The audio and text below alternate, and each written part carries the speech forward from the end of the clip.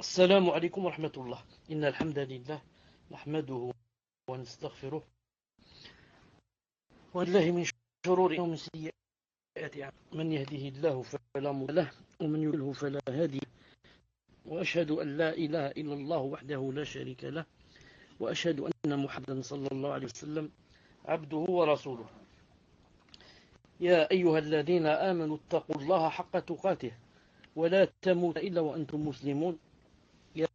يا أيها ربكم الذي خلقكم من نفس واحدة وخلق منها زوجها ورجالا كثيرا ونساء واتقوا الله الذي تساءلون به والأرحام إن الله كان عليكم رقيبا.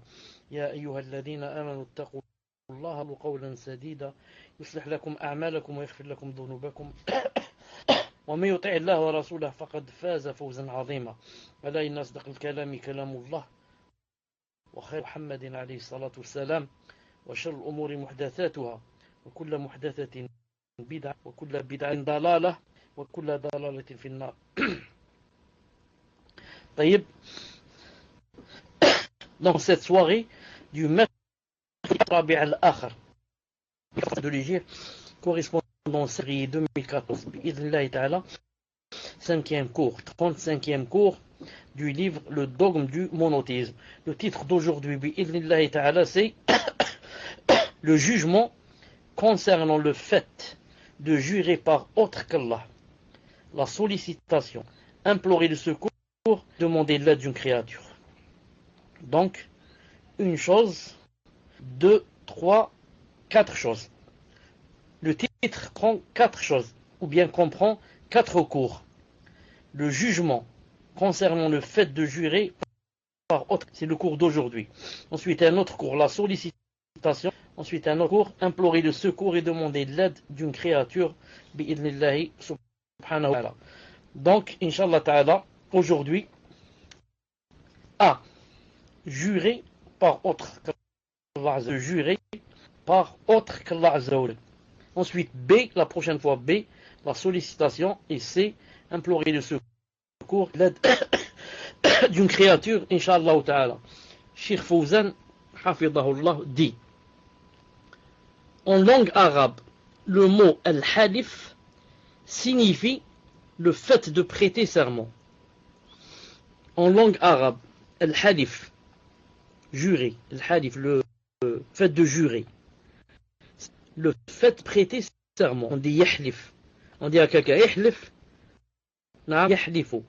C'est le fait de prêter serment. Al-halif, et ça me dit aussi al-haf, mais plus connu al-halif, comme dans les ahadiths. Le mot al-halif signifie le fait de prêter serment. Autrement dit, confirmer un fait en évoquant une chose sanctifiée particulière. Or, la sanctification est un droit qui revient à Allah Azza wa Jal.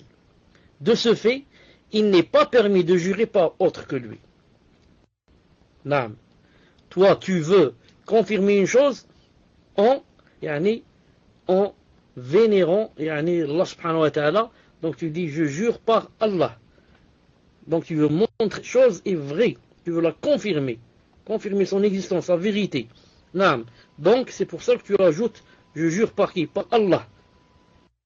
Naam. Donc, la sanctification est un droit qui revient à Allah subhanahu wa ta'ala. De ce fait, il n'est pas permis de jurer par autre que lui. En effet, on affirmé unanimité que le serment ne se fait que par Allah Azza wa Jal ou ses noms et ses attributs. Trois choses. Le serment, le jurer, valable que s'il est fait par Allah Azza wa Jal, par Allah, ou ses noms ou ses attributs. Ils ont également été sur l'interdiction de jurer par autre chose que lui, car ceci est une association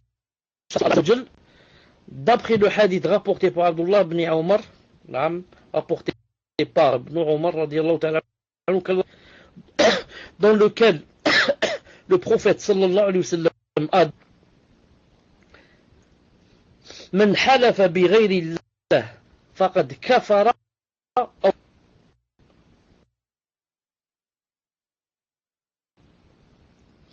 celui qui jure, ou bien quiconque jure par autre qu'Allah Azza wa Jalla, ou bien mécru, associé à Allah Ta'ala.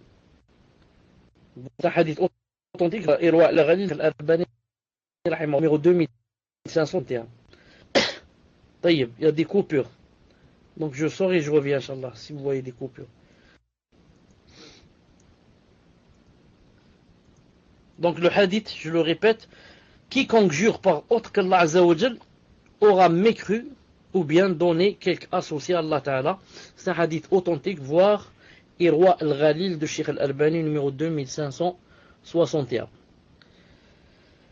Sheikh Fawzan Hafidahullah dit, il s'agit ici de l'association mineure, Shirk al-Asghar, comme il s'agit aussi, j'ajoute, de la mécréance mineure. Il a mécru, pas dans le sens qu'il est sorti de l'islam, mais il a fait la petite mécréance. Et il a associé à Allah Ta'ala, ça veut dire, il a fait la petite association. Sauf, Cheikh Fawzan dit, très important, Hafidahullah, il dit, sauf si la chose par laquelle on a juré est vénérée au point d'être adorée. Sauf si la chose par laquelle la personne vient de jurer est vénérée au point de l'adorer. Dans ce cas, alors cela devient de l'association majeure, Shirk al-Akbar, de la mécréance majeure. C'est le cas chez les adorateurs des tombeaux de nos jours, car ils craignent ceux qu'ils vénèrent parmi les morts dans les tombes. Ils les craignent plus qu'ils ne craignent Allah Azza wa Jal et le vénèrent. Je répète, il a dit que si on jure par Allah, par autre qu'Allah Azza wa Jal, à la base c'est une petite mécréance ou une petite association. Sauf, il y a exception. Sauf si la chose par laquelle on vient de jurer est vénérée au point d'être adorée. Alors dans ce cas, ça devient de la mécréance majeure, une association majeure. Et c'est le cas chez les adorateurs des tombeaux de nos jours. Car, pourquoi? Ils craignent ceux qu'ils vénèrent parmi les morts dans les tombes, plus qu'ils ne craignent Allah Azza wa Jal et le vénèrent. De sorte que si, quelle est la preuve? Et la preuve qu'ils craignent les morts qui sont dans les tombeaux plus qu'Allah Azza wa Jal et les vénèrent plus qu'Allah Azza wa Jal. Quelle est la preuve? Il dit de sorte que si l'on demande à l'un d'eux de jurer sur le saint qu'il vénère, il ne jurera sur lui que s'il est véridique. Par contre, si on lui demande de jurer par Allah, il jurera par Allah même s'il ment. Allahu Akbar. C'est ça la preuve. La preuve qu'il vénère celui qui est dans la tombe plus que l'Azza wa Jal. Quelle est la preuve? Tu lui dis, jure par le saint par exemple. Même c'est haram de lui dire comme ça, pour le tester. Jure par celui qui est dans la tombe que cette chose est comme ça ou comme ci. Naam. Il ne peut jurer que s'il est véridique. S'il est véridique dans la chose. Il peut jurer par le saint. Par contre, si on lui demande de jurer par Allah Azza wa Jal, il peut jurer même en mentant. Naam. Il va mentir et dire je jure par Allah telle et telle chose. Par contre, quand il jure par les tombeaux, ou par les morts qui sont dans les tombeaux, il ne jure que s'il est véridique. Pourquoi? Il a peur que s'il jure par le saint, ou celui qui est dans la tombe, en montant, il a peur que ça lui arrive un mal, que ça lui arrive quelque chose, que ce mort soit en colère contre lui, ou fasse des doigts contre lui. Par contre, jurer par Allah, il peut jurer, même s'il sait qu'il est en train de mentir. Pourquoi? Il n'a pas peur d'Allah subhanahu wa ta'ala. Il ne le vénère pas comme il doit être vénéré. Donc, dit Cheikh Fawzan, le serment est une vénération pour la chose sur laquelle on jure. Quand tu jures sur une chose et tu dis pas je ne sais quoi, ça veut dire quoi? Ça veut dire que tu as vénéré. Le serment, ça devient une vénération pour la chose sur laquelle tu viens de jurer. Par conséquent, cela ne convient qu'à Allah Azza wa Jal. Il faut donc respecter le serment prêté au nom d'Allah Azza wa Jal en ne le prononçant pas en toute occasion. Il faut donc respecter le serment prêté au nom de Allah Azza wa Jal. Et comment on fait cela? En ne le prononçant pas en toute occasion. Allah Azza wa Jal a dit dans le Coran Kulla halafin mahin. Naam. Alhamdoulilah que vous m'avez fait remarquer. Et c'est quoi ici le témoin du cours? Et n'obéit à aucun grand jureur méprisable. Et maintenant, est-ce que vous m'entendez? Alhamdoulilah. Et n'obéit à aucun grand jureur méprisable. Un grand jureur. Naam. Donc quelqu'un qui jure, naam, comme ça, sans avoir besoin de jurer. Alors il jure et en montant. Naam. Il a dit Allah Ta'ala de lui, méprisable. Il a dit celui-là, c'est un méprisable, un grand jureur, qui jure beaucoup. Naam, jure beaucoup. Et vous avez remarqué que la personne qui jure beaucoup, les personnes ne la croient pas. Subhanallah al-Azim. Il y a des gens qui ne jurent jamais. Et tu le crois. Subhanallah. Alors s'il jure, ça devient de la conviction pour toi. Et on a d'autres, il peut jurer 100 fois, dans 5 minutes, il jure 100 fois. Et tu ne le crois pas. Naam. Allah Ta'ala dit dans le Coran Wahfadhu aymanakum 5:89. Et tenez à vos serments. Et tenez à vos serments. C'est-à-dire, qu'est-ce que ça veut dire tenez à vos serments? Cheikh Fawzan t'explique, il dit, c'est-à-dire, ne jurez que si cela est nécessaire, avec sincérité pour le bien. 3 choses qui expliquent le verset tenez à vos serments. Ne jurez que si cela est nécessaire, premièrement. Deuxièmement, avec sincérité. C'est pas en mentant. Troisièmement, pour le bien. Ne jure pas pour une chose qui n'est pas bien. Je jure que demain je vais boire de l'alcool. Jurer à toute occasion ou en mentant exprime en effet le manque de respect et de vénération envers Allah Azza wa Jal, ce qui contredit le parfait monothéisme. Je répète, jurer à toute occasion, ou bien jurer en mentant, cela exprime en effet le manque de respect et de vénération envers Allah Azza wa Jal. Et ceci contredit le parfait monothéisme. Le parfait monothéisme. Dans un hadith authentique, le prophète alayhi salam a dit ثلاثة لا يكلمهم الله ولا يزكيهم ولهم عذاب أليم. Il y a 3 catégories de gens auxquels Allah Azza wa Jal n'adressera pas la parole, c'est-à-dire le jour de la résurrection, et qu'il ne purifiera pas, et qui auront un châtiment douloureux. Dans un autre hadith, c'est cité que il ne les regardera pas aussi. Il ne les regardera pas. Qui c'est ces 3 catégories de gens, subhanallah, auxquels Allah Ta'ala n'adressera pas la parole yawm al-qiyamah? C'est vraiment grave si Allah Ta'ala n'adresse pas la parole à une personne. Imagine, tu n'adresses pas la parole à un de tes enfants. Tu parles avec tous les autres, sauf avec un de tes enfants. Qu'est-ce qu'il va ressentir? Il va dire, c'est grave, j'ai fait des choses graves. Maman ou bien mon père ne me parle pas, j'ai fait des choses graves. Ajoute à cela, il ne va pas te purifier. Au moins la personne, si Allah Ta'ala purifie pour qu'elle rentre au paradis. On ne peut pas rentrer au paradis en étant souillé. On doit être purifié. Et après cela, aura un châtiment douloureux.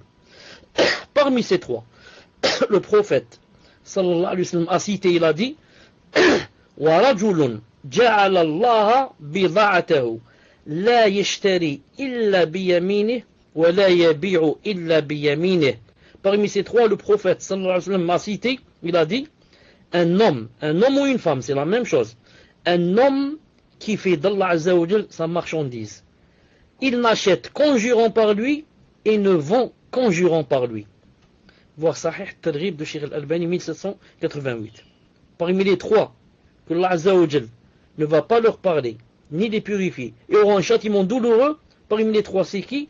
Un homme qui fait d'Allah Azza wa Jal sa marchandise. C'est-à-dire, il n'achète qu'en jurant par lui, et il ne vend qu'en jurant par lui. Subhanallah al-Azim. celui-là donc aura un châtiment douloureux, et les châtiments cités ici dans le hadith. Si par curiosité, quelqu'un va dire, quels sont les deux autres? Il a dit, il y a trois catégories de gens qui auront ce châtiment-là. Quels sont les deux autres? Les deux autres qu'on n'a pas cités ici. Le premier, c'est quoi? Il a dit, un vieux ou une vieille, bien sûr, qui fait la fornication. Un vieux ou une vieille qui fait la fornication. La fornication, si elle est faite par un jeune ou un vieux, c'est un grand péché. Que ce soit par un vieux ou une vieille. Mais, que ce soit par un jeune ou un vieux. Mais, si elle est faite par un vieux ou une vieille, ça devient double péché ou triple péché. Parce que le vieux et la vieille, normalement, ils n'ont pas de sentiments comme ont le jeune et la jeune. Un jeune et une jeune, leurs cœurs sont pleins de sentiments, pleins de shahwa, pleins de passion, pleins de tentation. Normalement, ils ont dépassé cet âge. Et ensuite, ils ont eu des passions et ils ont assouvi leurs passions et leurs sentiments, assouvis dans le halal. Maintenant, ils n'ont pas besoin, comme on a besoin un jeune. Et malgré cela, c'est-à-dire le vieux et la vieille, sont allés faire la zina. Donc c'est vraiment très grave. Ça c'est le premier. Et le deuxième, il a dit, il mustakbir. Un pauvre, un mendiant, un nécessiteux qui tend sa main aux gens, mais malgré cela, il est mutakabbir. Mutakabbir, orgueilleux. Normalement, quelqu'un qui tend sa main, il n'est pas orgueilleux. Non, il l'attend, en étant, astaghfirullah, avili. Déjà, le fait de tendre la main, tu t'es avili. C'est pour ça que quand tu marches dans la rue, tu vois quelqu'un, un homme ou une femme, ou là, tendre la main. Alhamdulillah, ya Rabbi, ala hadi ni'ma. La ni'ma que tu m'as donné, regarde celui-là, il tend la main pour manger et boire. Et moi, mon risque me vient sans tendre la main. Ya Rabbi, alhamdulillah, ala hadi al-khayr al-azim. Ya Rabbi, alhamdulillah, hadi al-fadl al-kabir. Regarde celui-là et celle-là, miskina, elle tend la main devant la porte de la mosquée et pleure pour qu'on lui donne l'aumône. Et toi, alhamdulillah, sans tendre la main, Allah subhanahu wa ta'ala te donne. Donc, normalement, quand quelqu'un tend la main, il n'est pas orgueilleux, mais il s'avilit pour demander aux gens. Alors celui-là, il est orgueilleux. Donc, il rentre avec, parmi les trois qu'on vient de citer maintenant. Taïb.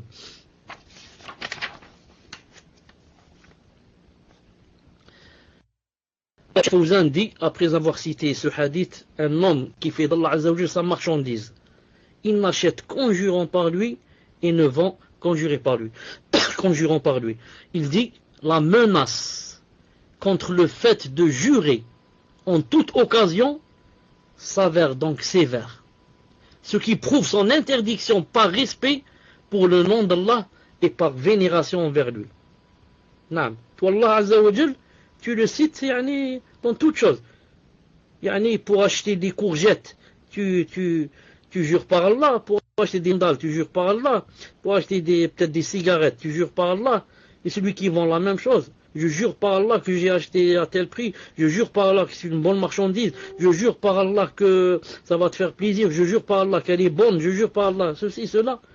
Subhanallah, tu fais d'Allah Ta'ala ta marchandise. Maintenant, à tout moment, tu jures.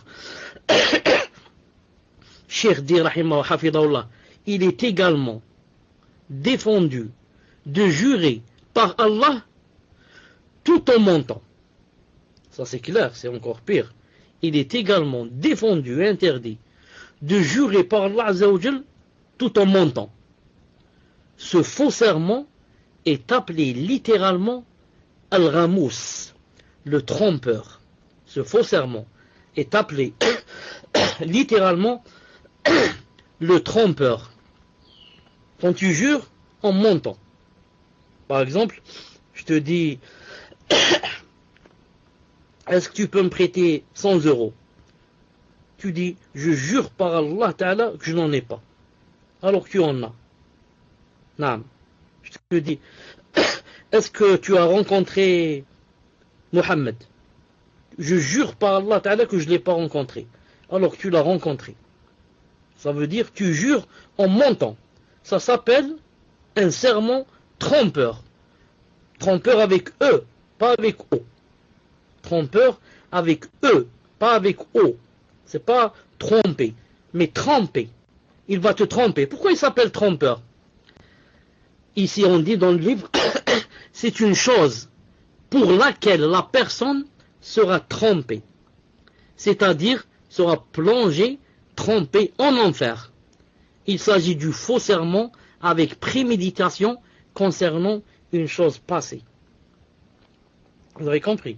Concernant une chose passée, tu jures par Allah subhanahu wa ta'ala en étant menteur. Ça s'appelle quoi? Ça s'appelle un serment trompeur. Al-Yamin al-Ghamous. Pourquoi trompeur?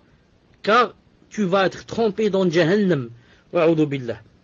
Sauf si la personne fait la tawbah bi'idhnillahi ta'ala. En outre, dit Cheikh Fawzan hafidahullah, en outre, Allah Azza wa Jal a décrit les hypocrites comme des gens qui parjurent intentionnellement. En outre, Allah Azza wa Jal a décrit les hypocrites comme étant des gens qui parjurent intentionnellement. En conclusion. Donc, maintenant c'est la conclusion. 1. Il est interdit de jurer par autre qu'Allah Azza wa Jal. Il est interdit de jurer par autre qu'Allah Azza wa Jal. Comme je jure par l'amana, je jure par la Kaaba, je jure par le prophète alayhi salam, je jure par la Mecque, je jure par le pain, je jure par la tête de mon père, la tête de ma mère, je jure par les cieux, je jure par ceci. Tout cela, cela constitue une association à Allah Azza wa Jal.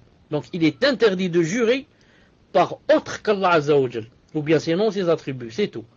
Comme une chose, toute autre chose, à part les noms d'Allah Azza wa Jal, par Allah Azza wa Jal, ses noms et ses attributs, ça devient quoi? Ça devient une association. Donc on doit jurer par le Créateur, et c'est interdit de jurer par une chose qui a été créée. Une chose qui a été créée. Ou alors construite, comme la Kaaba. Non. Donc si la chose que Allah Ta'ala a créée, comme les cieux et la mer et les montagnes, c'est interdit de jurer avec elle. Qu'en est-il? Tu vas jurer avec une chose qui a été construite, comme la Kaaba ou la maison ou je ne sais quoi. Premièrement. Deuxièmement,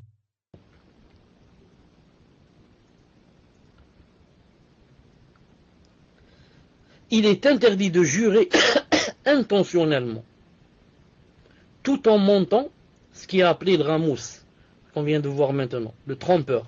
Il est interdit de jurer intentionnellement, tout en sachant qu'on est en train de mentir.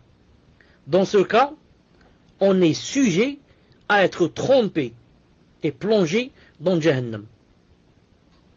Toute personne qui jure en sachant qu'elle est en train de mentir, ça veut dire quoi? Ça veut dire, elle est sujette, cette personne est sujette à être jetée dans Jahannam demain, billah. Sauf si elle fait quoi?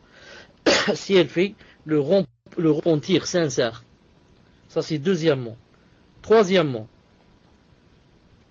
il est interdit de jurer abondamment, même si on est véridique, sans réel besoin. Sans réel besoin. Non. Car ce serait comme un manque de respect pour Allah Ta'ala. Je répète, il est interdit de jurer abondamment, même si tu es véridique, même si ce que tu dis est vrai, tu n'es pas en train de mentir. Mais c'est interdit de jurer abondamment. Allah Ta'ala, il ne faut pas le citer comme ça dans n'importe quoi, n'importe quelle chose.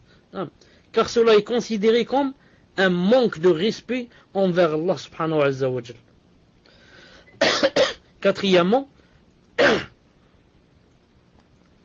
il est permis de jurer par Allah Azza wa Jal en disant la vérité quand cela est nécessaire. Il est permis de jurer par Allah Azza wa Jal si je ne mens pas, à condition que cela soit nécessaire, pas à tout bout de champ. Pas à tout bout de champ. Mais si c'est nécessaire de jurer, je jure par Allah Azza wa Jal. Naam, imagine que le juge me dise de jurer. Naam, sinon, yani, tu vas aller en prison. Tu jures. Naam. Ou quelqu'un, yani, ne te croit pas, il te dit jure par Allah. Tu lui dis je jure par Allah Ta'ala. Cette chose, yani, est comme ci et comme ça. C'est pour ça qu'il y a des cas, par exemple, en islam, on doit jurer. Par exemple, le hadith al-bayyin ala al-mudda'i ou al-yamin ala man ankar. Imagine que tu dises, par exemple, je donne un exemple, que yani, tu vois mon téléphone et que tu dises ce téléphone m'appartient alors qu'il est chez moi, entre mes mains. Tu dis ce téléphone m'appartient. Moi je te dis non, c'est mon téléphone. On va chez le juge, ça. Maintenant on va aller chez le juge musulman. Tu dis au juge, ce téléphone qui se trouve chez telle personne, c'est le mien. Qu'est-ce qu'il va te dire? Al-bayyina, donne-moi une preuve. Une preuve. La preuve, par exemple, c'est quoi? Par exemple, le numéro de série du téléphone, tu vas sortir toi un reçu qui prouve que ce téléphone tu l'as acheté, et voilà le numéro de série, on va vérifier, on va trouver c'est le numéro de série exactement de ce téléphone. C'est un exemple. Ou alors le vendeur, yani, vient témoigner que quoi? Que ça, c'est moi qui lui ai vendu le téléphone, et le vendeur est connu, que c'est un homme fiable, etc. Une preuve. Maintenant, s'il n'y a pas de preuve, tu n'as pas de preuve pour yani, les téléphones. Qu'est-ce qu'on demande? On demande alors à moi, qui dit non, c'est pas vrai. C'est moi qui dis non, c'est pas vrai. C'est pas son téléphone. On me demande de jurer par Allah que ce n'est pas son téléphone. Ça, si je suis véridique et que le téléphone vraiment m'appartient, qu'est-ce qui m'empêcherait de jurer? Maintenant, si je ne jure pas, je ne peux pas jurer, ça veut dire qu'il y a du louche. Sinon, pourquoi? Sinon, je jure, je dis, je jure par Allah, c'est le mien, c'est pas le sien. Mais maintenant, on m'a demandé de jurer, je n'ai pas pu jurer. Qu'est-ce qu'on va faire? Que va faire le juge? Il va redemander à celui qui a dit que c'est son téléphone et qui n'a pas de preuve, il va lui redemander de jurer et de prendre le téléphone. Il jure que, je jure par Allah, que c'est mon téléphone, que c'est pas le sien. Parce que lui, la preuve, il n'a pas pu jurer que c'était le sien. Donc, l'autre va rejurer que c'est son téléphone et il prend le téléphone. Je vais ajouter, normalement le cours est ajouter deux choses dans le hadith de Abdullah ibn Mas'ud radiyallahu ta'ala anhu mawquf et sahih. Quand il a dit la an ahlifa billahi kadiban ahabbu ilayya min an ahlifa bi ghayrihi sadiqan. Je traduis à peu près ce que veut dire Abdullah ibn Mas'ud. Il a dit que je jure par Allah en mentant est mieux pour moi, est meilleur que de jurer par autre qu'Allah en étant véridique. Non. Si, il veut dire, si je jure par Allah Ta'ala, même en étant menteur, c'est mieux pour moi non, que de jurer par autre qu'Allah en étant véridique. Vous avez compris? C'est-à-dire, si je te demande, je te dis, est-ce que tu as 10 euros? Tu dis, je jure par Allah que je n'ai pas 10 euros. Alors que tu en as 10. Les 10, tu les as. D'après Abdullah ibn Mas'ud, c'est mieux que de jurer par autre qu'Allah. Tu dis, je jure par la Kaaba. Naam. Que, yani, je les ai. Je jure par la Kaaba que j'ai 10 euros.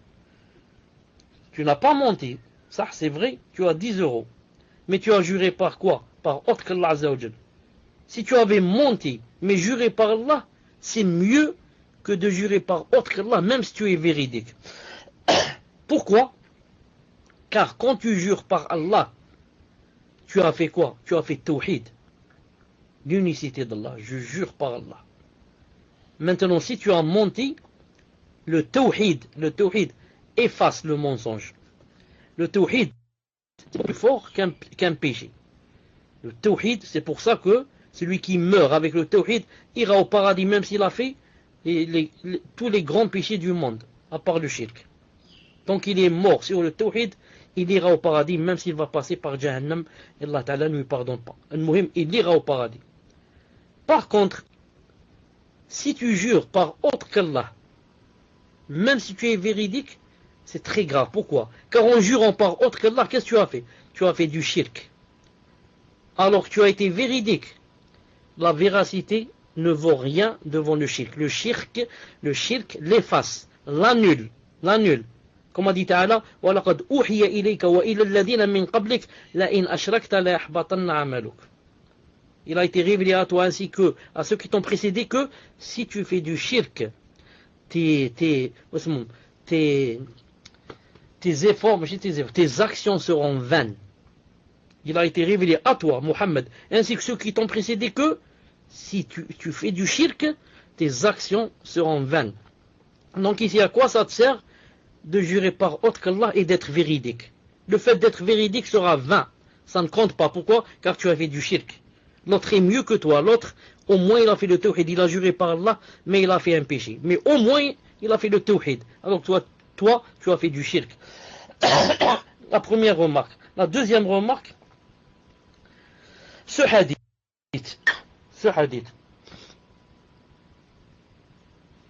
Voilà le verset. Barakallahu fik. Regardez le hadith de Abi Hurayra radiyallahu ta'ala anhu, qui se trouve dans Sahih al-Bukhari et Sahih Muslim. Il a dit, Sami'tu Rasulullah sallallahu alayhi wa sallam. J'ai entendu le prophète alayhi wa sallam dire, Al-halifu manfaqatun lis-sila, mamhaqatun lil-baraka.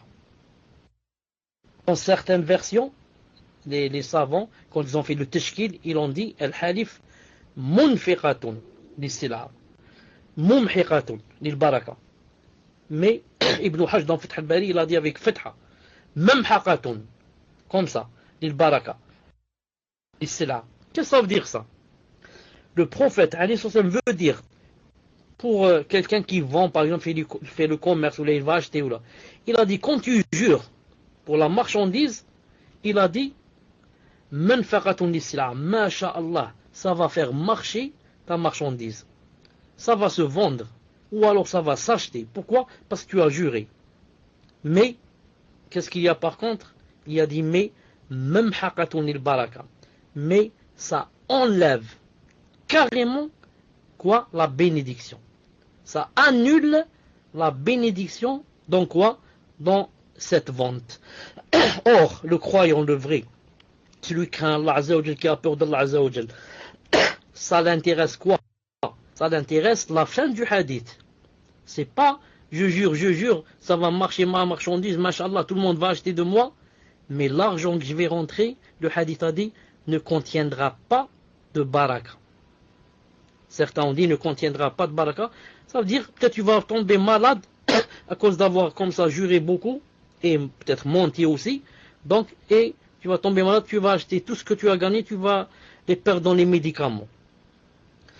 Ou alors, ne contient pas de baraka, ça veut dire que, subhanallah al-azim, si vous avez remarqué, des fois une personne a seulement 100 euros, et avec ces 100 euros, elle achète beaucoup de choses. Et l'autre, elle a 1000 euros, et à la fin, elle dit, je n'ai rien acheté. Subhanallah al-azim, qu'est-ce que j'ai fait avec les 1000 euros? J'ai seulement mangé, bu, et je ne sais pas acheter, je ne sais pas quoi. Subhanallah, pourquoi? Pas de baraka. Et l'autre avec 100 euros, Allah Ta'ala lui a fait la baraka, il a senti qu'il a acheté beaucoup de choses, subhanallah, des choses qui ont duré. Donc, le hadith te dit bien que si tu jures, tu achètes, tu vends, certes, ta marchandise va se vendre et va s'acheter.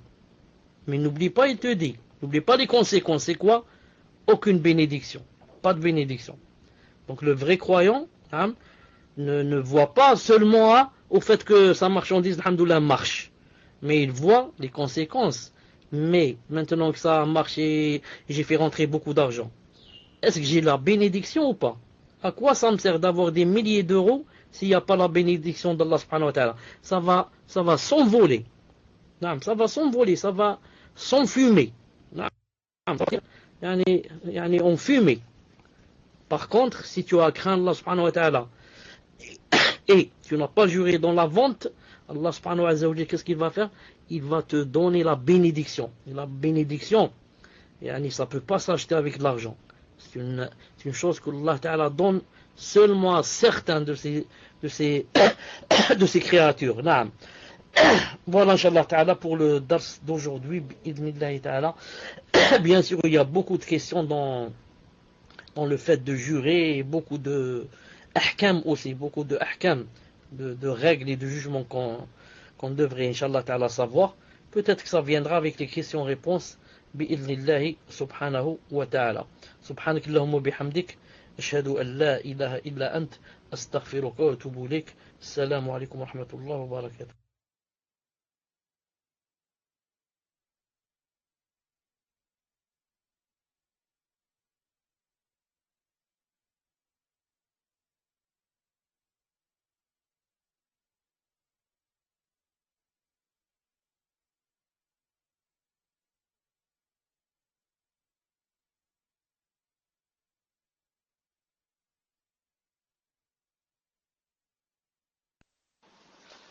Barakallahu fikum, Cheikh. Jazakumullahu khaira pour ce cours. Demande à Allah Azza wa Jal qu'il fasse bénéficier le maximum de monde par ce cours. Jazakumullahu khaira, Cheikh. Donc je prends le micro pour informer les personnes comment elles font pour poser des questions, comme d'habitude. Donc pour toute personne qui a une question sur le cours d'aujourd'hui, et barakallahu fikum de lever la main uniquement pour le cours d'aujourd'hui en priorité. Donc vous devez vous rendre dans le salon J'apprends l'islam sur la vraie voie bis. Barakallahu fik Fawzi. Donc J'apprends l'islam sur la vraie voie bis. Pour ceux qui ont des questions sur le cours d'aujourd'hui, et uniquement d'aujourd'hui pour l'instant, vous levez la main et vous attendez que, normalement Fawzi, c'est bientôt Fawzi Inch'Allah qui récupère.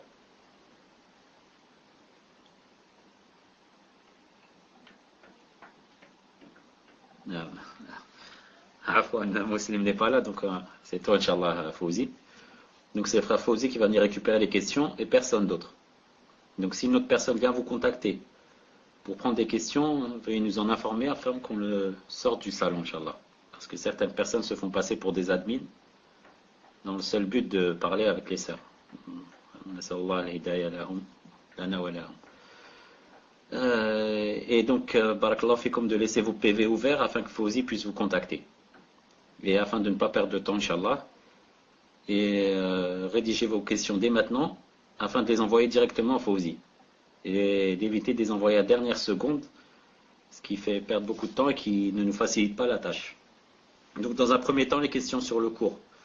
Dans quelques instants, Inch'Allah, si on voit qu'il n'y a pas cette question sur le cours d'aujourd'hui, on prendra les questions sur les cours précédents et également sur la Aqidah. Et si les questions ne suffisent pas, alors on demandera aux personnes de lever la main dans le salon J'apprends l'islam sur la vraie voie.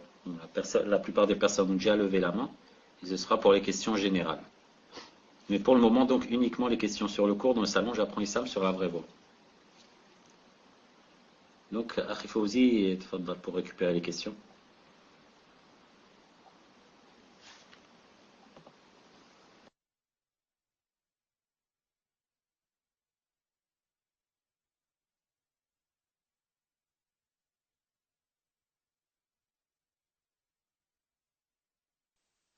Ma foi, j'allais oublier.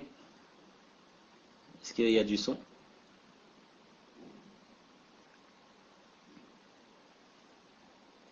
Alhamdulillah, je voulais juste lire une traduction qui a été faite par les frères de Su'al Jawab à l'époque. Donc, concernant le comportement à avoir en posant des questions. Et c'était une question qui a été posée au Cheikh Al-Roudayan. Donc la question était, noble Cheikh, à l'occasion de ce genre de rencontre bénie, dans lequel est évoqué l'héritage légué par le prophète, alayhi salatu wassalam, beaucoup d'entre nous ont besoin de savoir ce qu'est une question utile. Nous aimerions donc que vous nous éclaircissiez afin de connaître les caractéristiques d'une bonne question. Et donc Cheikh Al-Roudayen a répondu: ma réponse est que si quelqu'un veut poser une question, il doit le faire dans un sujet qui lui pose problème, comme la purification, la salat, la zakat, le jeûne, le hajj ou les transactions financières. Il doit poser sa question sur une chose accessible. Je vais vous donner des exemples de questions insolites qui m'ont été posées, comme celui qui m'a demandé: si deux djinns veulent se marier, qui doit les unir? Les questions étranges sont très nombreuses. Et il y a également un homme qui m'a demandé à la mosquée du Haram, donc à Mecca: quel est votre avis sur le savant untel, qui est mort il y a 600 ans? Quel est votre avis sur le savant untel? Il m'a ensuite interrogé sur une liste d'un nombre incalculable de personnes. La personne doit donc poser la question qui va lui permettre d'agir en conséquence, et pour laquelle il va pouvoir appliquer en personne la réponse. Car à cela peut venir s'ajouter le mauvais comportement, à savoir le fait que quelqu'un puisse poser des questions sur des sujets qui ne le concernent même pas. Que pensez-vous de la parole d'un tel? Un tel a dit cette parole, qu'en pensez-vous? Etc. Toutes ces choses ne présentent aucun intérêt. Si la personne a commis une erreur concernant une chose de sa vie quotidienne, dans sa purification, sa salat, etc., elle pose sa question.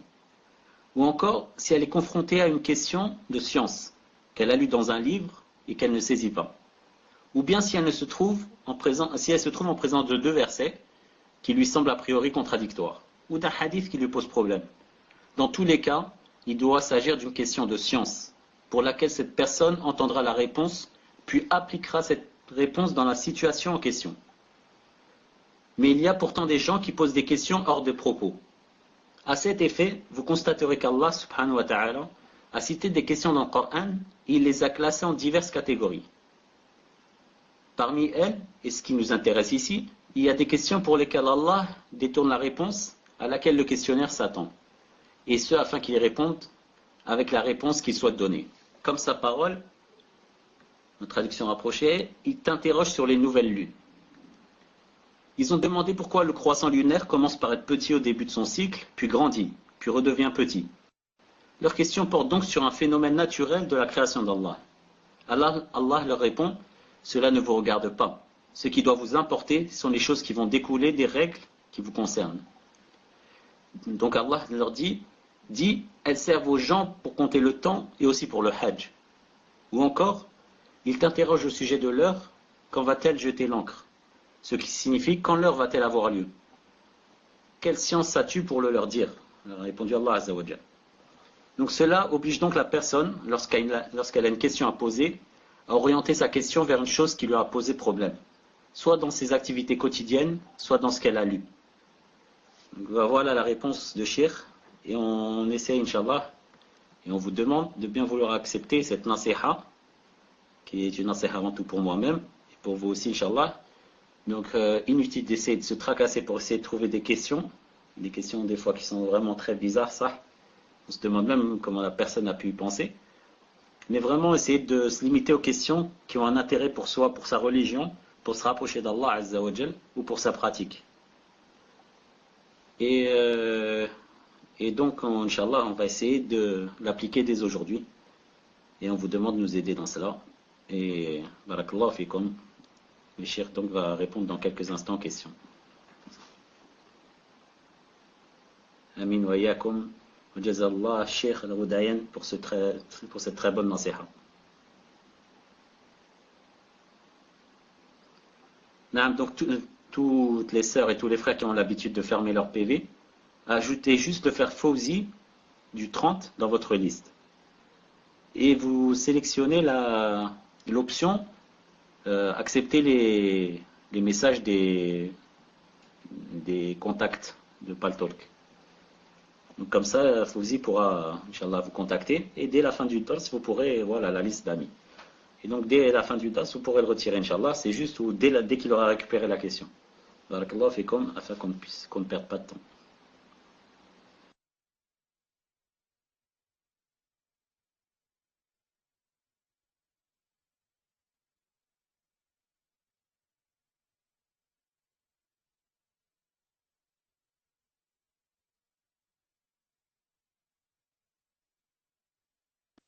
Salam alaikum wa rahmatullah. Je suis prêt, Inch'Allah.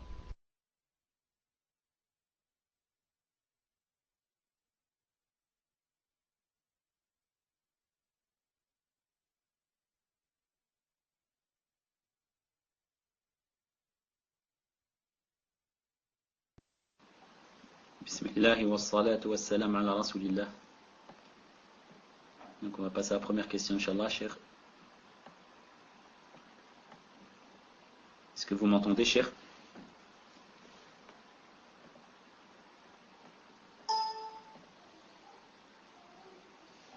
Cher, est-ce que vous avez du son?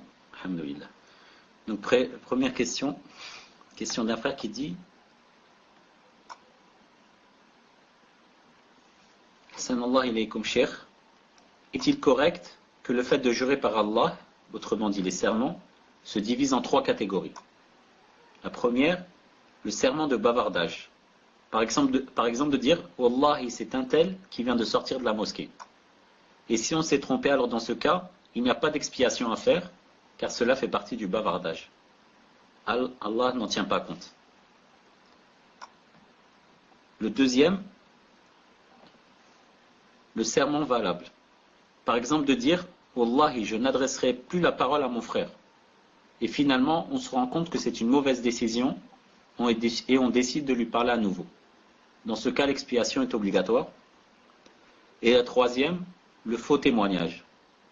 Par exemple de dire Wallahi, que j'ai vu un tel faire la zina, alors que la personne n'a rien fait. Dans ce cas, l'expiation ne suffit pas, il faut obligatoirement faire un repentir sincère. Est-ce correct, cher, ce que je viens de dire? Barakallahu fikum de m'éclairer. Wa hayakumullah. Donc je répète, cher, le premier, le serment de bavardage. Par exemple, dire Wallahi, c'est un tel qui vient de sortir de la mosquée. Et dans ce cas, pas d'expiation. Dans le deuxième, le serment valable. Par exemple, de dire Wallahi, je n'adresserai plus la parole à mon frère. Et en fait, prendre une autre décision et lui parler à nouveau. Dans ce cas, l'expiation est obligatoire. Et la troisième, le faux témoignage. Dire Wallahi, que j'ai vu un tel faire telle chose, alors que ce n'est pas le cas. Dans ce cas, l'expiation ne suffit pas, il faut aussi faire un repentir sincère. Wa alaykoum salam wa rahmatullahi wa barakatuh. En fait, les sortes de sermons varient d'après les savants. Certains en ont fait 3, certains en ont fait 4, certains en ont fait 5. D'après les savants, d'après leur vision des choses.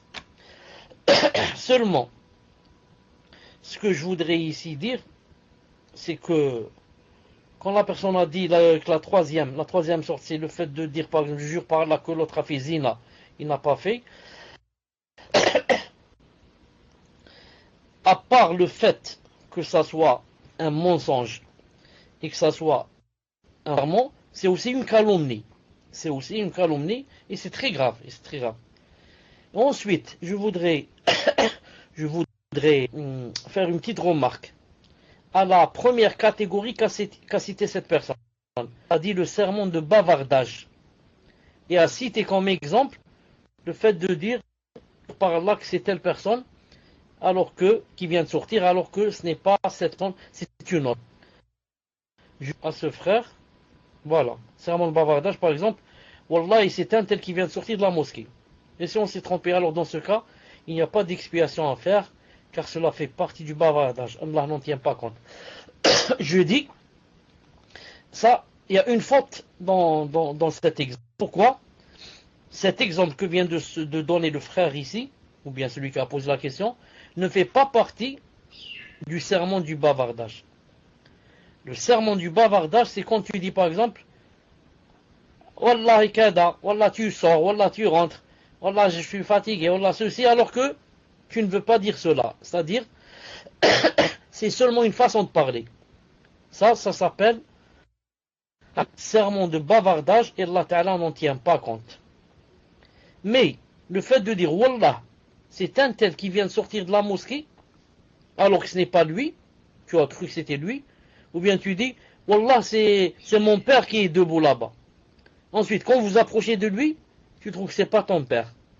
Ça ne rentre pas dans le serment de bavardage, mais ça rentre dans le fait de quoi? D'avoir juré à la ghalabati dhann, comme ça disent les savants. Tu as juré ce que tu as cru.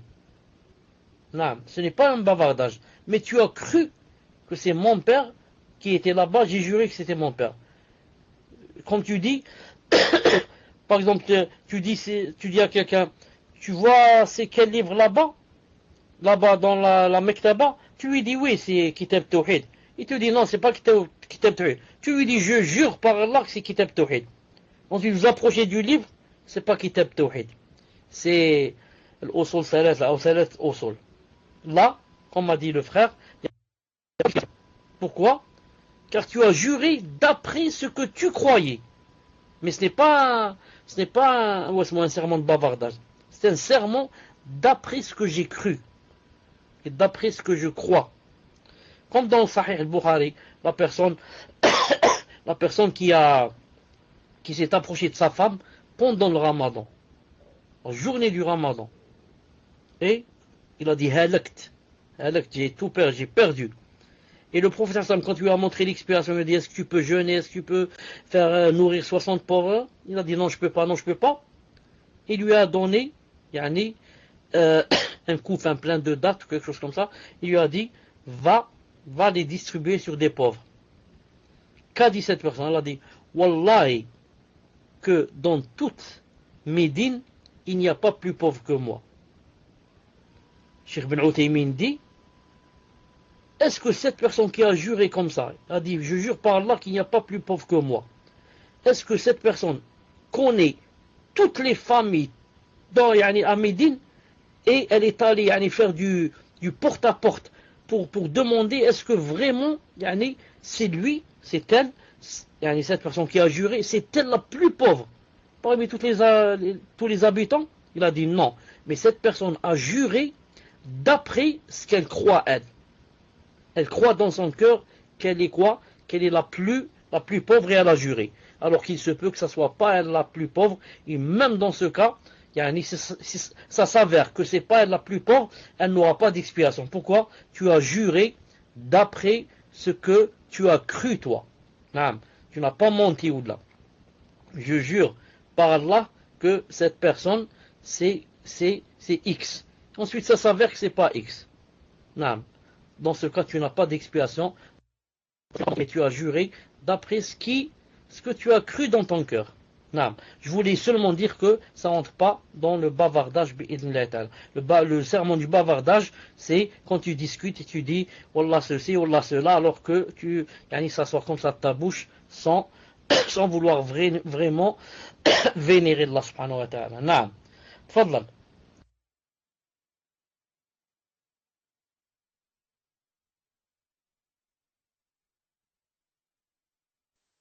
Barakallahu fikum, cher.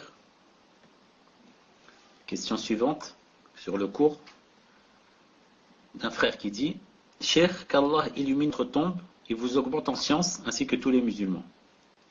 Concernant une personne, surtout les personnes âgées au bled, qui jurent par un wali, mais par habitude, mais sans l'adorer. Est-ce du shirk, cher?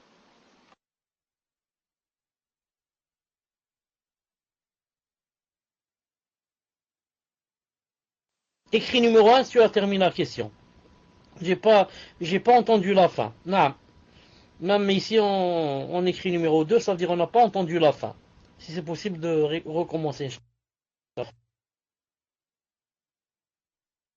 Non, en fait, j'ai coupé précipitamment après la question, donc pour gagner du temps. Mais finalement, on va en perdre un petit peu. Et donc, Cheikh, il vous a dit, donc concernant une personne, et surtout les personnes âgées au bled, qui jurent par un wali, mais ils font ça par habitude, sans l'adorer. Est-ce que cela est du shirk, Cheikh? Barakallahu fikum.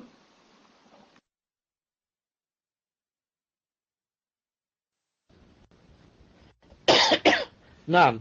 Le fait de jurer qu'Allah Azza wa Jalla, le hadith a dit, tu as fait du shirk. A dit, sauf si tu veux pas ou tu le veux. Le fait de jurer par autre qu'Allah subhanahu wa ta'ala, tu as fait du shirk, du petit bien sûr, ou de la mécréance. Ça c'est si tu ne l'adores pas et le vénères pas. Maintenant, si tu l'adores, tu le vénères, tu as fait le grand shirk et tu es sorti de l'islam. Donc il n'est permis à personne de jurer par autre qu'Allah Ta'ala et de se justifier en disant c'est pas mon but, je le vénère pas. Non, tu as fait du shirk, comme a dit le hadith du prophète sallallahu alayhi wa sallam. Tfadal.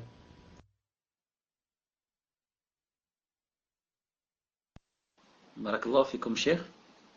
Question suivante d'un frère qui dit Hafidhakumullah, Cheikh, il y a dans la Sira Nabawiya un récit où un compagnon a dénoncé des hypocrites au prophète, sallallahu alayhi wa sallam, par rapport à des propos qu'ils avaient tenus. Et lorsque les hypocrites se sont présentés devant le prophète, alayhi salatu wa sallam, ils ont juré par Allah que c'était faux. Et il a tenu compte de leurs serments alors qu'ils sont hypocrites. Que pouvons-nous tirer comme leçon?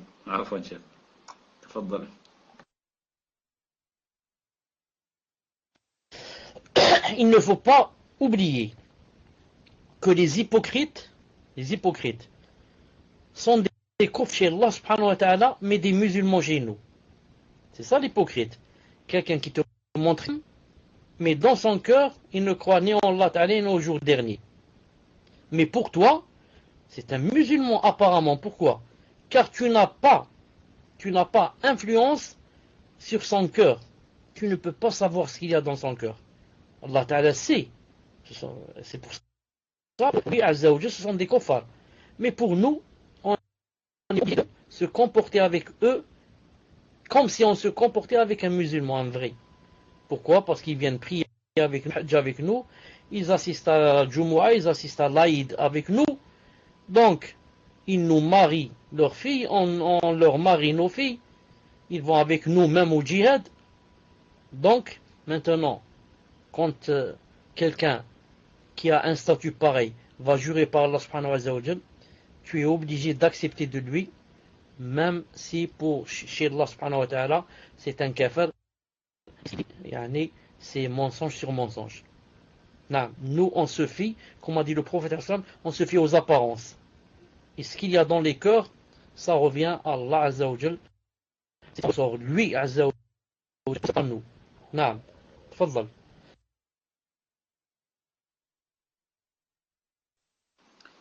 Barakallahu fikum, cher. Question suivante d'un frère qui dit, et Fawzi, ne t'étonne pas que je saute des questions, je fais passer en priorité les questions sur le cours, c'est pour ça.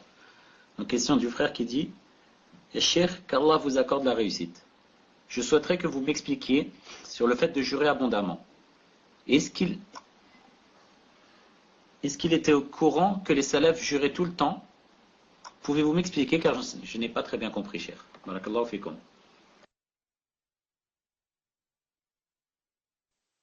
À part que d'habitude, quand tu lis un peu vite. À part cela, il y avait beaucoup de coupures et je n'ai rien compris dans la question.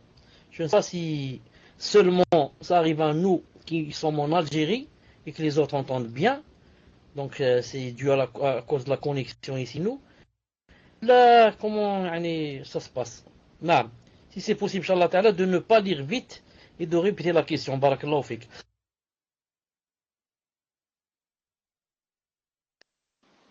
Non, je vais essayer, j'espère que ça coupe pas. Donc dites-moi si ça coupe là.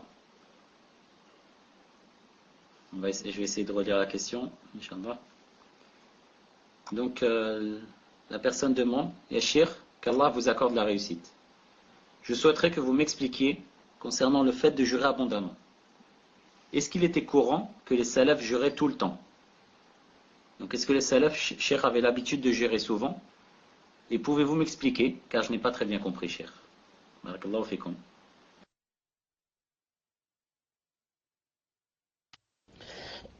Donc, je comprends, Wallahu ta'ala alam, que cette personne a compris que les salafs juraient abondamment.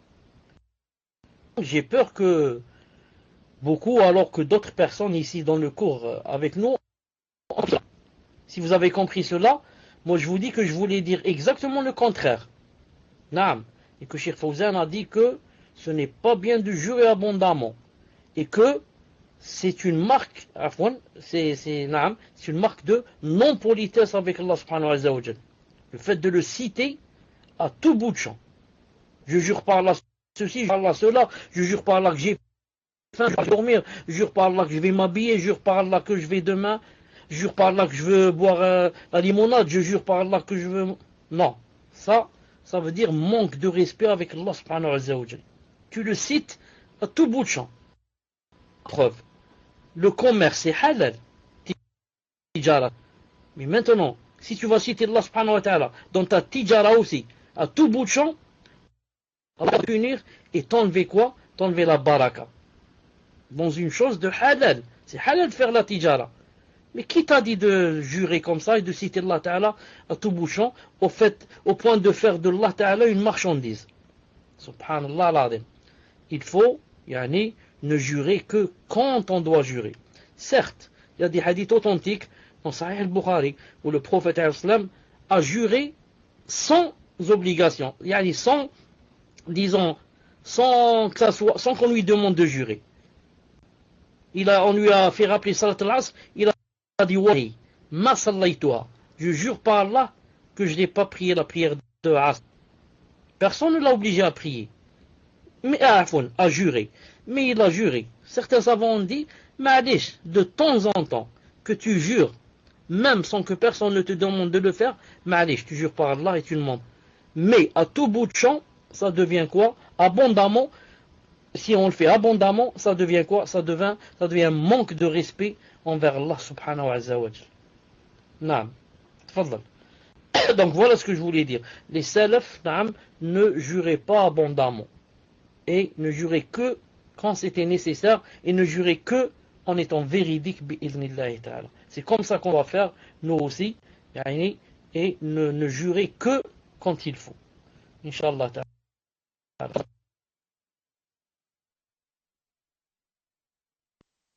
Barakallahu fikum, cher. Par rapport à la question précédente, cher, concernant les hypocrites, la personne dit, le problème c'est que le prophète savait que c'était des hypocrites, ainsi que certains sahaba. Donc c'est ça qu'il ne comprend pas, cher, si vous pouvez l'éclairer.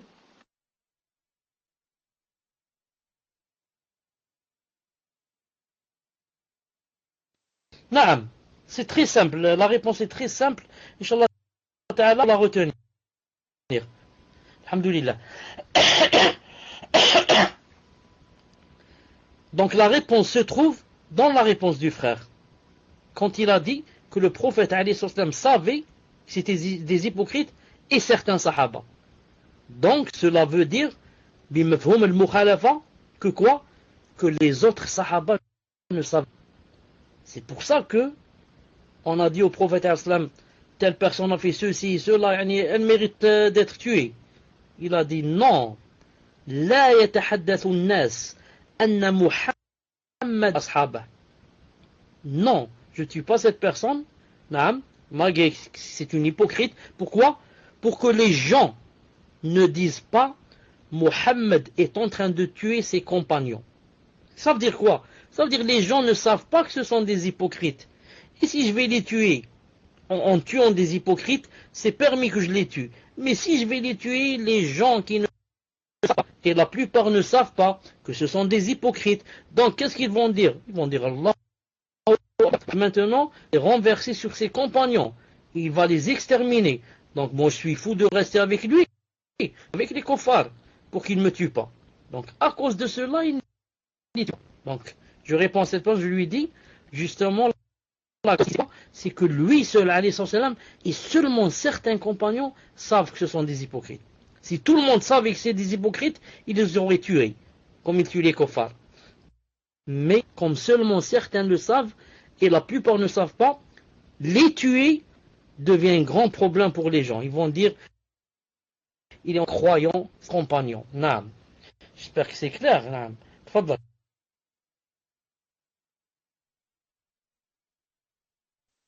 Barakallahu fikum, cher. Donc, question suivante.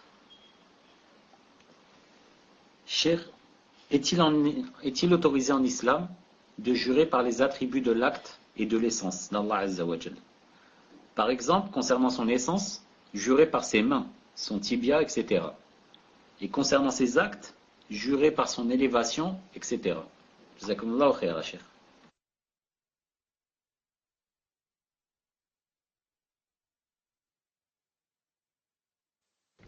Non, ce n'est pas faisable.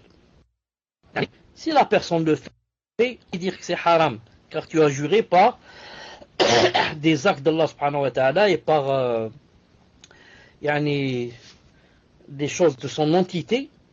Mais malgré cela, les savants disent aussi que ça ne se fait pas, les savants ne l'ont pas fait. Les savants, tu peux jurer par ce qu'il y a dans la sunna comme attribut d'Allah subhanahu wa ta'ala et comme attribut aussi de l'entité. Comme par exemple, tu jures bi'izzatillah. Naam. Tu jures par exemple par wajh Allah. Naam. A'udhu bi wajhihi al-karim wa bi sultanihi al-qadim min shaytan rajim. Al-muhim. Pourquoi tu peux jurer par exemple par wajh Allah? Parce que le wajh, le visage d'Allah subhanahu wa ta'ala, tu peux jurer par son visage. Pourquoi par exemple? Parce que le visage d'Allah subhanahu wa ta'ala ne peut pas se détacher d'Allah subhanahu wa ta'ala. En jurant par son visage, tu as juré par Allah subhanahu wa ta'ala. Naam. C'est pour ça que dans le verset il dit que tout va se finir sauf le visage d'Allah. Le visage ne va pas rester seul, Allah ta'ala va rester. Le visage c'est quelque chose qui ne se détache pas. Comme on a dit une fois le cou. Allah ta'ala quand il dit tahriru raqabatin mu'mina, libérer un cou croyant. On ne peut pas libérer un cou, on doit libérer un croyant, un esclave. Par contre les mains non. Naam. Les mains non. On peut couper les mains de quelqu'un et il reste vivant. Mais on ne peut pas lui enlever son visage et il reste vivant. Son visage c'est aussi sa tête et il reste vivant. C'est pas possible. Lui enlever son cou et il reste vivant. C'est pas possible. Cheikh Ibn Uthaymin dit c'est permis par exemple wajh Allah et non par ses mains et son tibia etc. Parce que il n'y a rien dans la sunna du prophète ni dans le Coran en ce sens. Par contre bi'izzatihi, comme le prophète m'a dit بقدرتك على الخلق. نعم. أحييني إن كانت الحياة خيرا لي وتوفاني إن كانت الوفاة خيرا لي. بعلمك الغيب وقدرتك على الخلق. Par, نعم, ta science de l'invisible. Et par quoi? Et par ta puissance sur tes créatures.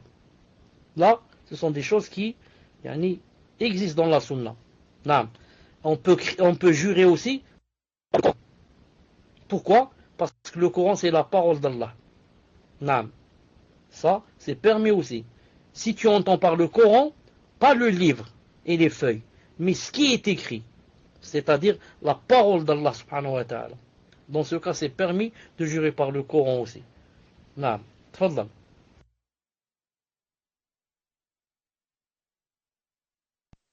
Barakallahu fikum, Cheikh. Question suivante.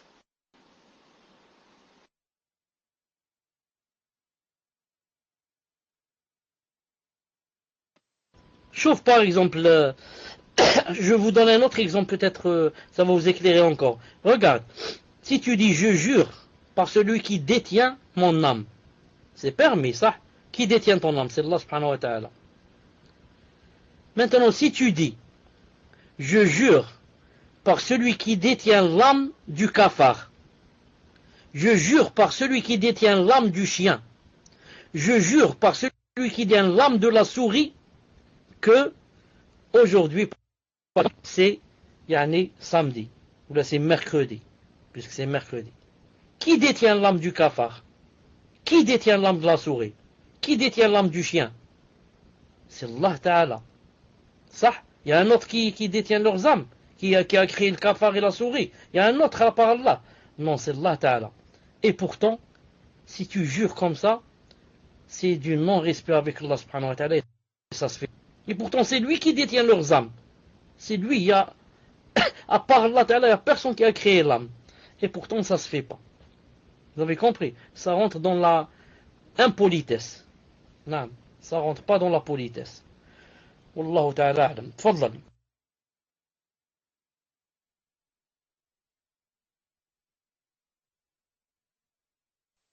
Barakallahu fikum, Cheikh. Donc, question d'une sœur qui dit qu'Allah vous récompense de bien vouloir nous montrer le bien et nous interdire le mal. La sœur dit, nous sommes deux gérantes dans un forum. Et moi, je suis gérante d'une partie apprentissage à l'écrit et à l'oral dans un forum qui s'appelle Apprentissage entre sœurs, où nous acceptons que les femmes, donc seules les femmes sont autorisées à participer, Donc on a mis une partie dans la partie inscription, une note, pour que les akhawat, lors de leur inscription au forum, écrivent « Je jure devant Allah être une sœur ». Donc est-ce que cette pratique est autorisée, cher? Et le reste de la question, je ne peux poser, car ça n'est pas le thème d'aujourd'hui. Barakallahu fikum.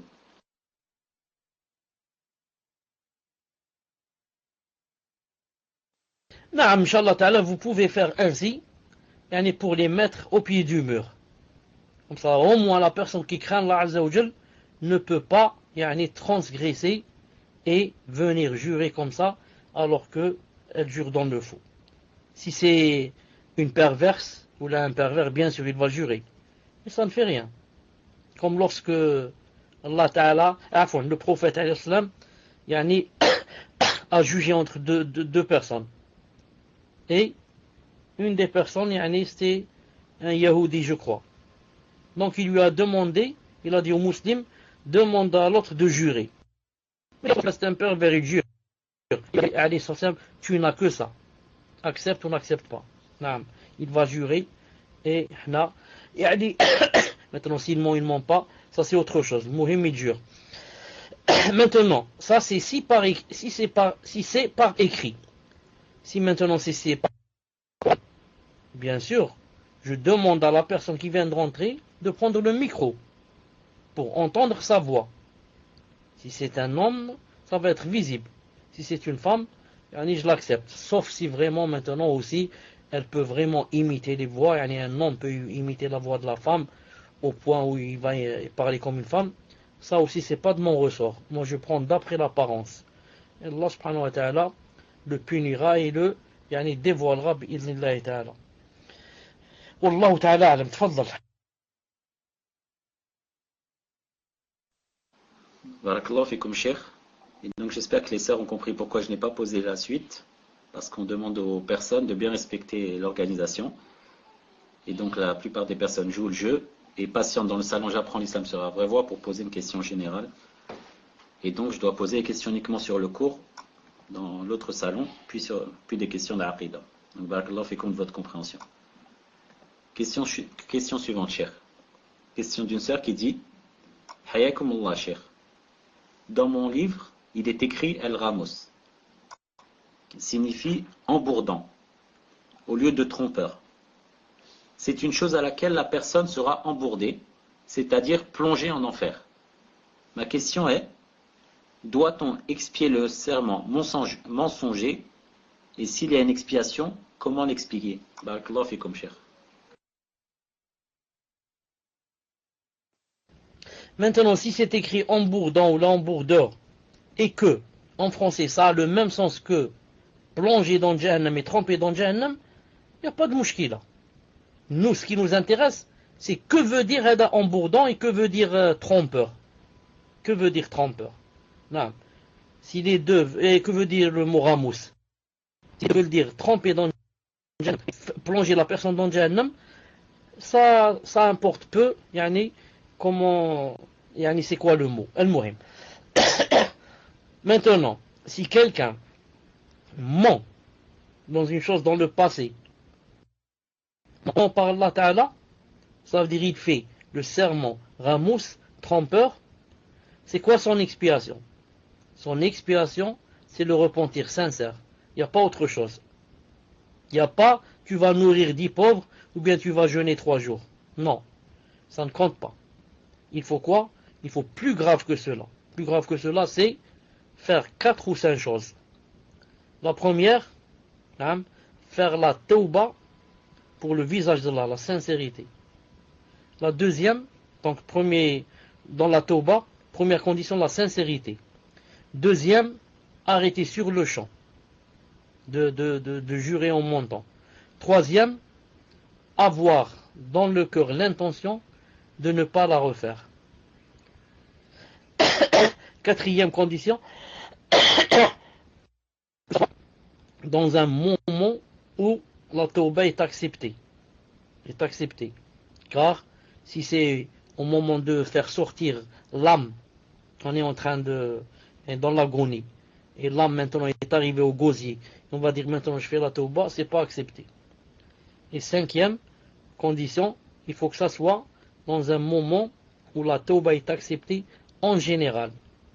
C'est-à-dire, par exemple, il ne faut pas attendre que le soleil se lève, par exemple, du couchant. Ou que le Messie Dajjal descende. Ou bien que Gog et Magog font leur apparition. Non. Il faut que ça soit avant les grands signes. Et surtout, le signe de quoi? Du soleil. Du soleil qui ne doit pas se lever du couchant. Car d'après le hadith du prophète, c'est le premier grand signe. C'est le premier grand signe. Bi'idhnillahi ta'ala. Tfadlal.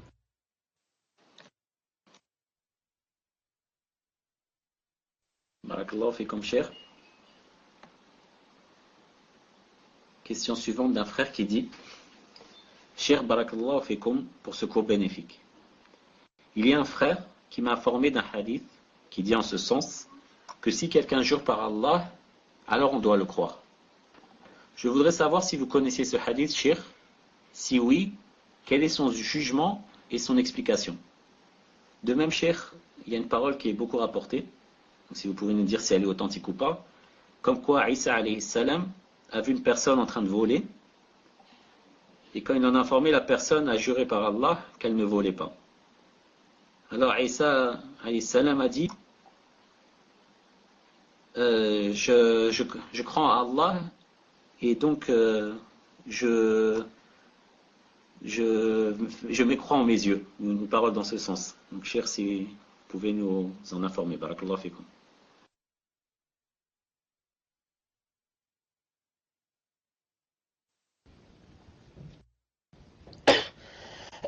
Avant cela, je pense à une chose.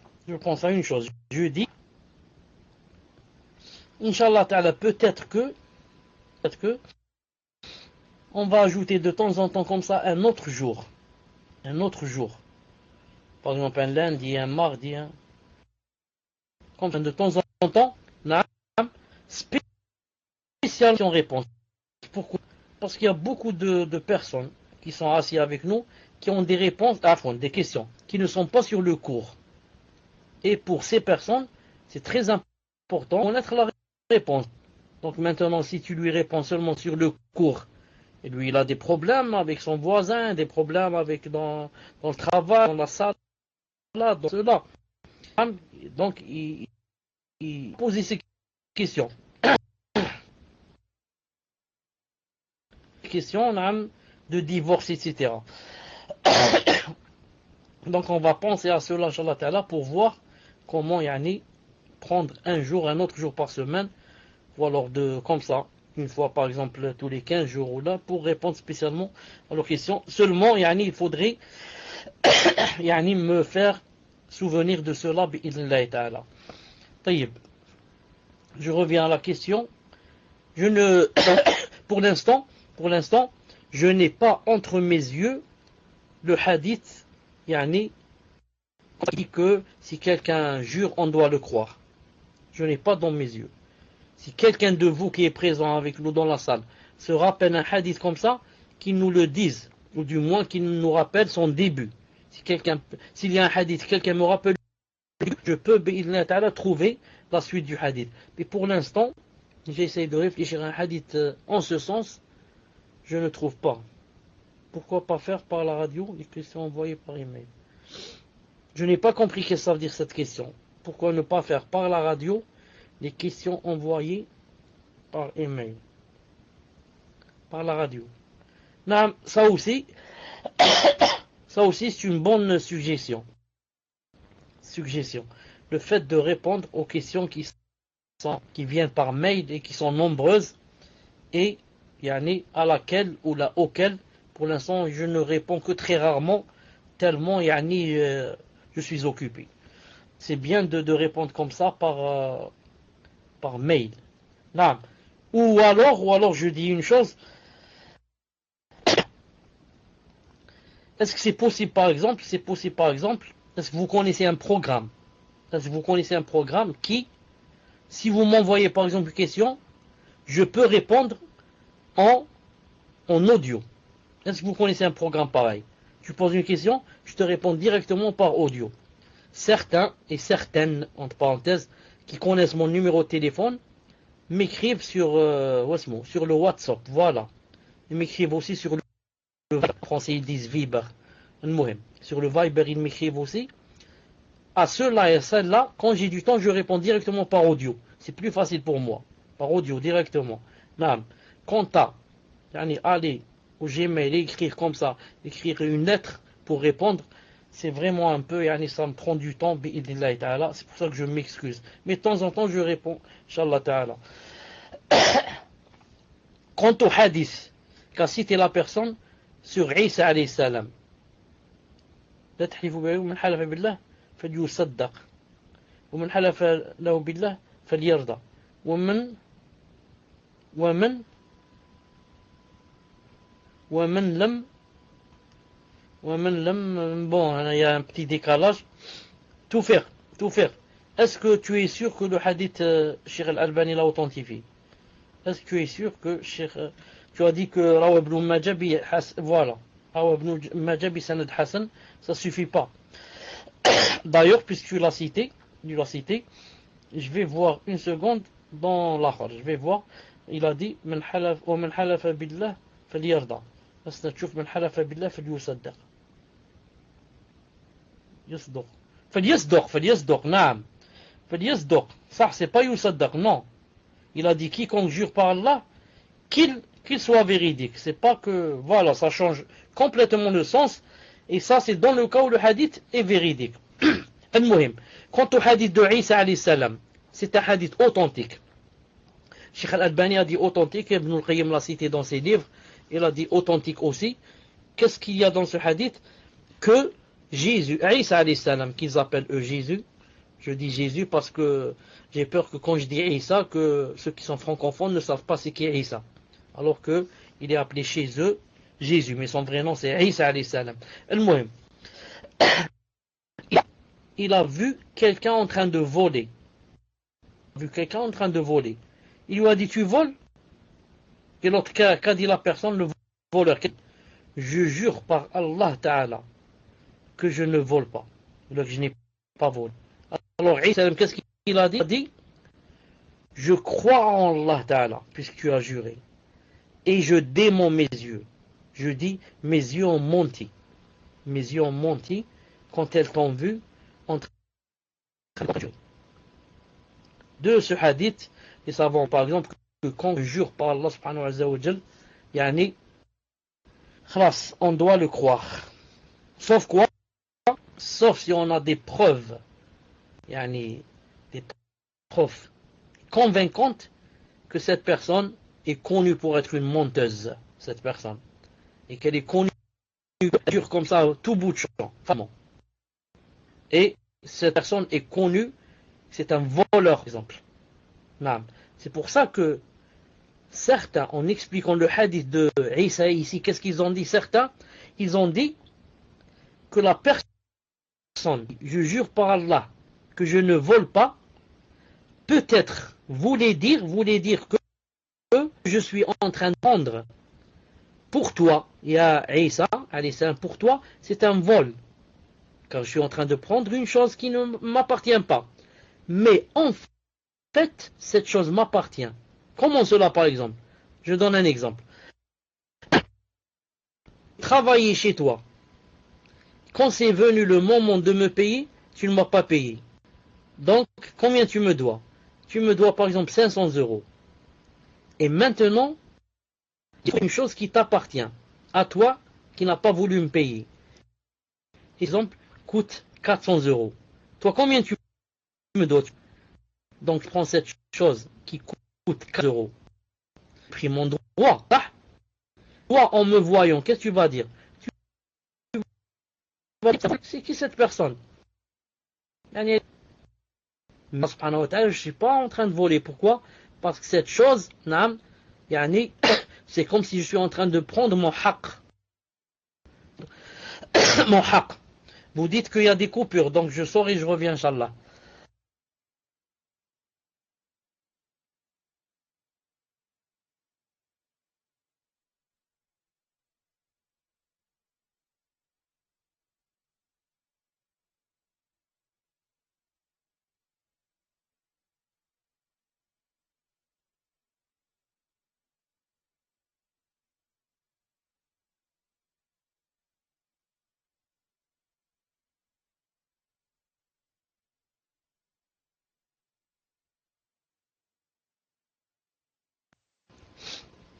Salam alaikum.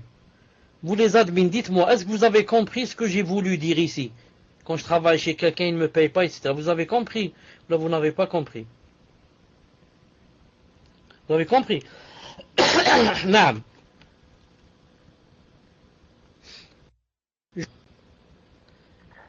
Naam. Je te prête 100 euros. Je te prête 100 euros.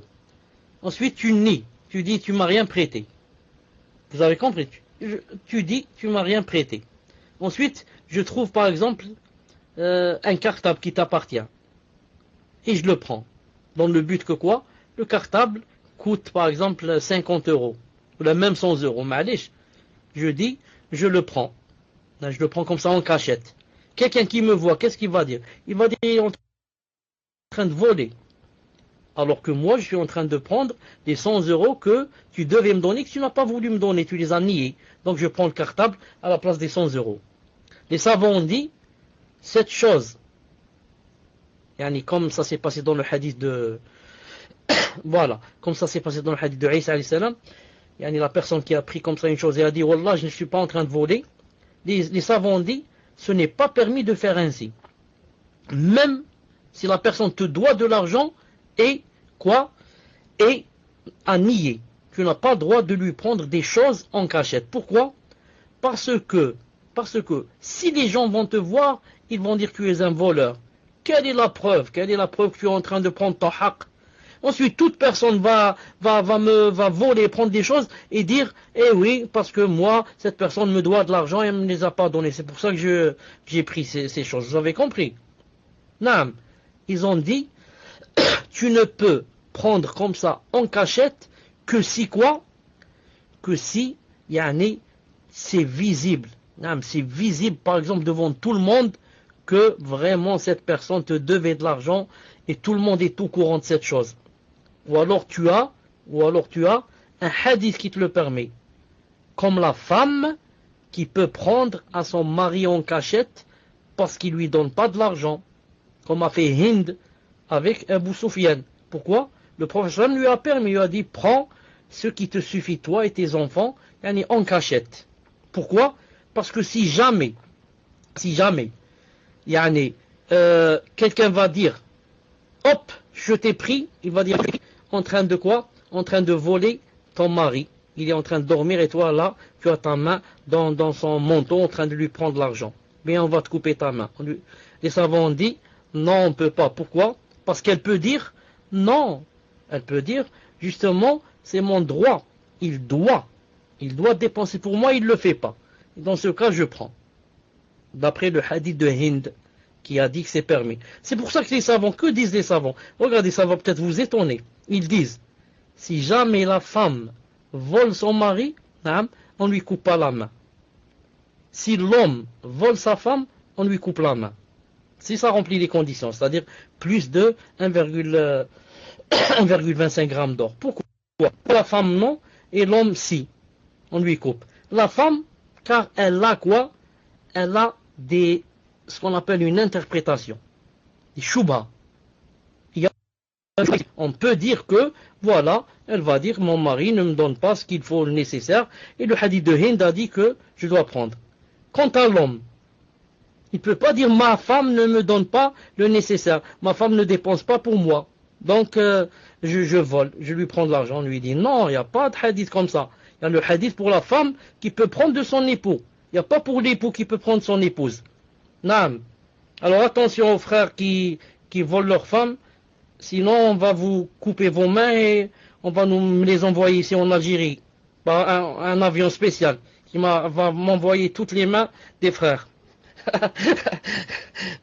Non, تفضل.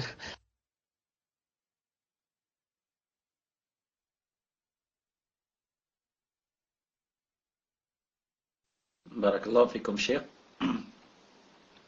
Question suivante d'une sœur qui dit, cher, qu'Allah vous préserve. Ma mère jure par Allah et par un mort.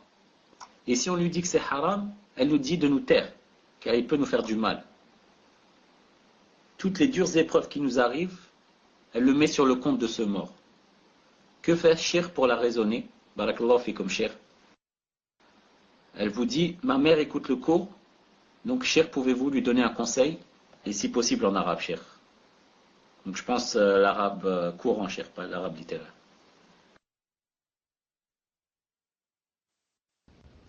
Mais répète-moi ce que tu as dit. Tu as dit qu'elle jure par Allah et par un mort. C'est-à-dire par les deux ou là, comment? J'ai pas compris. Naam, Cheikh. Donc, soit elle jure par les deux en même temps, soit tantôt par l'un, tantôt par l'autre. Vous savez, Cheikh, comme font beaucoup les vieux souvent. Qu'Allah les guide, qui sont ignorants, ils font cela. Il y en a qui jurent même par les anges, etc. Et donc, Cheikh, en plus, c'est des Algériens, donc si vous pouvez leur répondre en dialecte.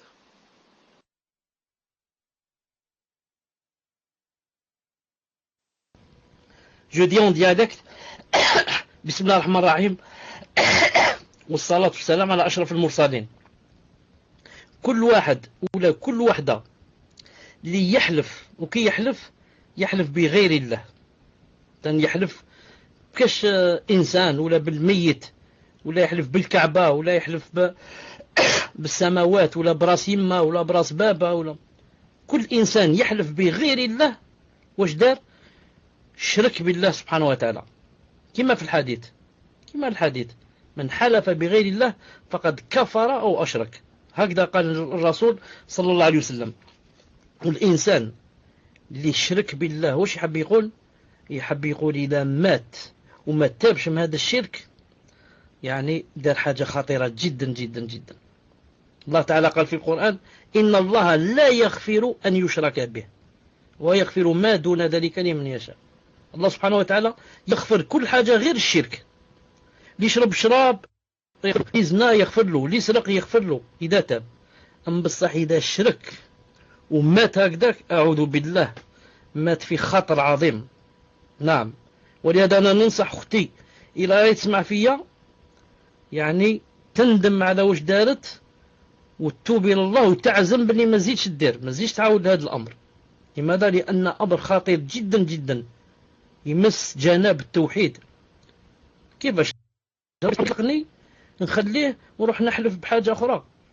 وكان تحلفي بالرسول صلى الله عليه وسلم. كاين خير في الناس، في قاع الناس، في قاع الأنبياء، كاين خير من الرسول تاعنا محمد صلى الله عليه وسلم. لو كان تحلفي به تقولي أقسم برسول الله ربي سبحانه ما يسمح لكش. ما قري حلفتي بشكون؟ بأفضل إنسان في العالم هو الرسول صلى الله عليه وسلم، وربي سبحانه يغضب عليك وما يسمح لكش ويديك للنار. ما بالك لو كان تحلفي بحاجة أخرى ولا بإنسان آخر ولا سيما بإنسان ميت ولا. فالرجال الإنسان يتنبه لهذا الأمر باش يعني يتوب إلى الله ويرجع ويندم قبل ما يعني إذا مات خلاص، إذا مات ثم يبكي ولا يندم ولا ربي سبحانه ما راحش يسمح له. نعم تفضل.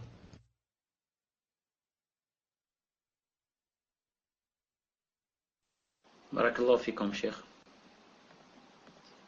Question suivante. Question d'une sœur qui dit: Cheikh, je voulais savoir quel est l'avis concernant le fait de jurer sur le Coran. Barakallahu fikum wa jazakumullahu khaira, Cheikh. Et qu'Allah vous récompense pour les cours que vous nous faites ici-bas et dans l'au-delà, ainsi que les admins et toutes les personnes qui sont dans le salon. Amin. Barakallahu fikum.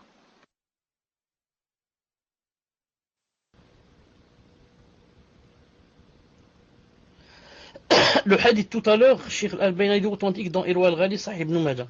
كان حديث تاع فليصدق. نعم فليصدق il est authentique mais pas فليصدق. فليصدق pas فليصدق. نعم صح. Je dis donc c'était quoi la question? Ibn Mohamed, écris un mot pour la question. C'était quoi la question? Écris un mot, écris. Coran. Naam. J'ai parlé tout à l'heure, j'ai dit tout à l'heure ce que disent les savants, le fait de jurer par le Coran. Comme Cheikh Ibn Uthaymin, rahimahullah, il dit, si la personne, en jurant par le Coran, elle veut dire je jure par la parole d'Allah qu'il y a dans le Coran, qu'il y a dans le livre. Et non pas le livre, non pas les feuilles, non pas la couverture. Non. Je jure par le Coran, c'est-à-dire par la parole d'Allah qu'il y a dans le Coran. Il a dit c'est permis. Pourquoi? Parce que la parole d'Allah subhanahu wa ta'ala, c'est un attribut de l'acte et de l'essence, les deux à la fois. Naam. Et jurer par la parole d'Allah subhanahu wa ta'ala, c'est jurer par Allah subhanahu wa ta'ala. C'est permis, bi'idnillahi ta'ala. Naam. Même si les salafs, il n'y a pas ça dans leur façon de jurer. Ils juraient tous par Allah ou bien par...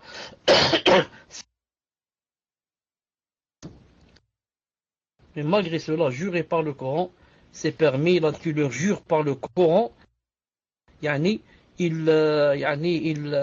ont la conviction. Naam. Tfadlal. Barakallah fikum Cheikh. Je rappelle juste au frère Fouzi, au frère Riyad, que quand vous entendez des coupures, de bien prévenir Cheikh, parce qu'après, ça devient inaudible dans les audios qu'on réécoute. Et on aimerait bien que ces audios restent hatta yawm al-qiyamah, si Allah Ta'ala le permet. Donc, c'est une responsabilité. Barakallahu fikum. Question suivante. Question d'un frère qui dit: Cheikh, qu'Allah vous guérisse au plus vite et vous récompense pour tous ses efforts. Est-il permis de jurer sur Allah en mettant dans le but d'obtenir un bien ou d'éviter un mal? Donc, est-il permis de jurer sur Allah en mentant? Donc, est-il permis de jurer sur Allah en mentant dans le but d'obtenir un bien ou d'éviter un mal? Barakallahu fikum, Cheikh.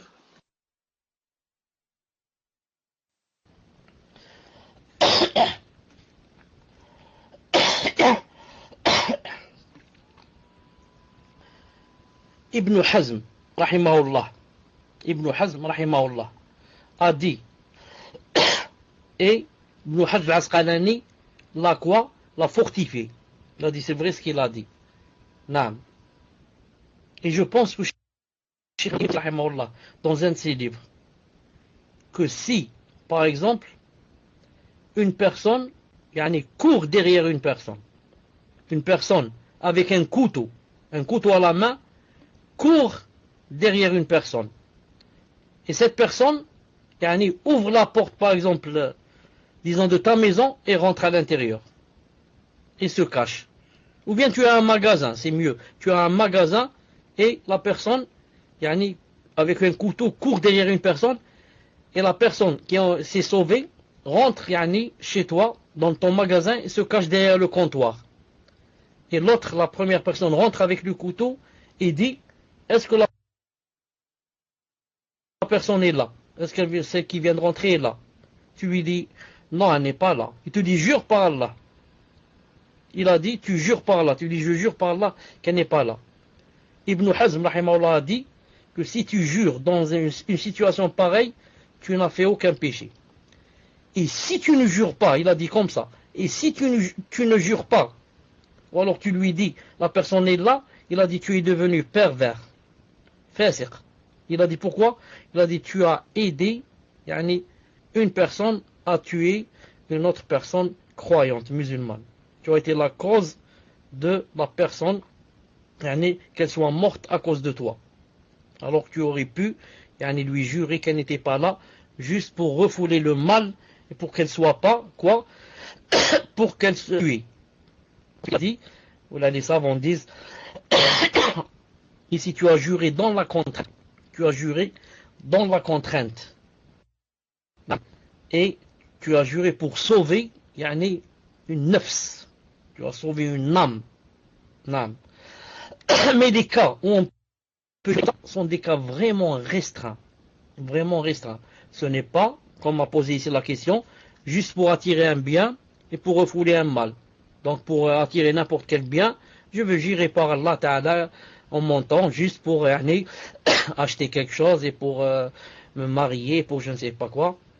Et je vais jurer par Allah en montant pour refouler un mal. Juste que, pour que je ne perde pas d'argent et pour que, je ne perde pas ma place, je ne sais pas, au restaurant et que là, je commence à jurer. Non, c'est pas comme ça. Quand c'est vraiment, vraiment grave, il y a des gens qui vont mourir et comme ça. Wallahu ta'ala alam. Tfadlal.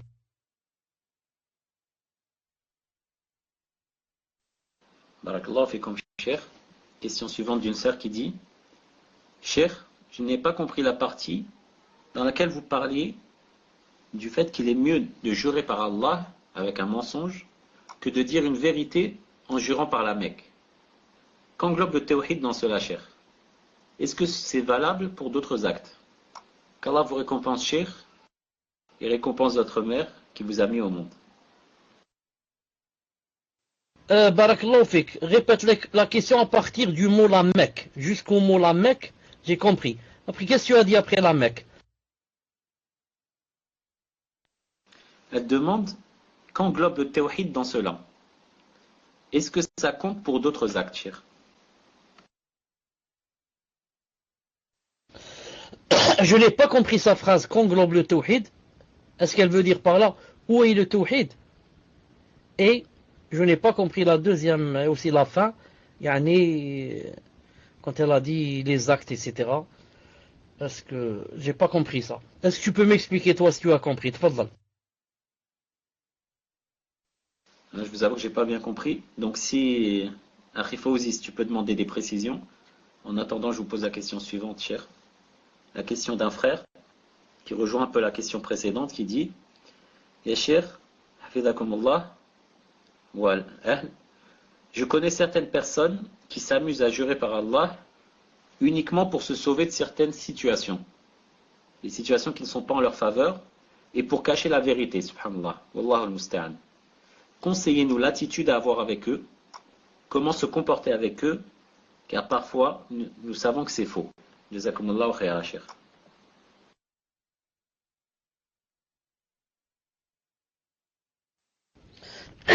Celui qui jure par Allah subhanahu wa ta'ala en mentant, et ce n'est pas, comme je viens de citer le cas ce qu'a cité Ibn Hazm rahimahullah, ça devient quoi? Ça devient un grand péché. Ça devient un grand péché. Donc, on devrait donc donner nasiha à celui qui jure comme ça beaucoup, et surtout en mentant, en lui expliquant que c'est vraiment grave ce qu'il fait. Et que ça s'appelle Yamin Ramous, ça s'appelle le serment trompeur. Avec T-R-E-M-P-E-U-R. Pourquoi? Car ça trompe la personne, ça doit la plonger, voilà, ça doit la tromper et la plonger dans Jahannam. Attention, ya akhi, ce que tu fais. On lui dit attention, ya akhi. Ça s'appelle Yamin Ramous. Yaghmasu bika fi Jahannam. Attention, crains Allah subhanahu wa ta'ala. Crains Allah. Et même maintenant, quand tu jures en mentant, supposons que tu es quoi? Que tu es la chose.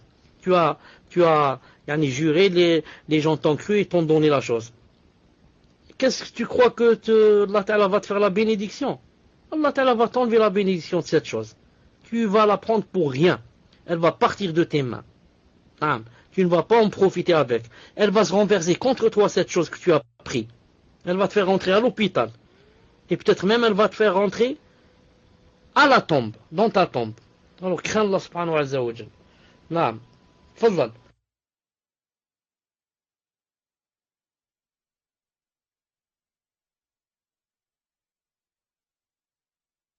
Barakallahu fikum, cher.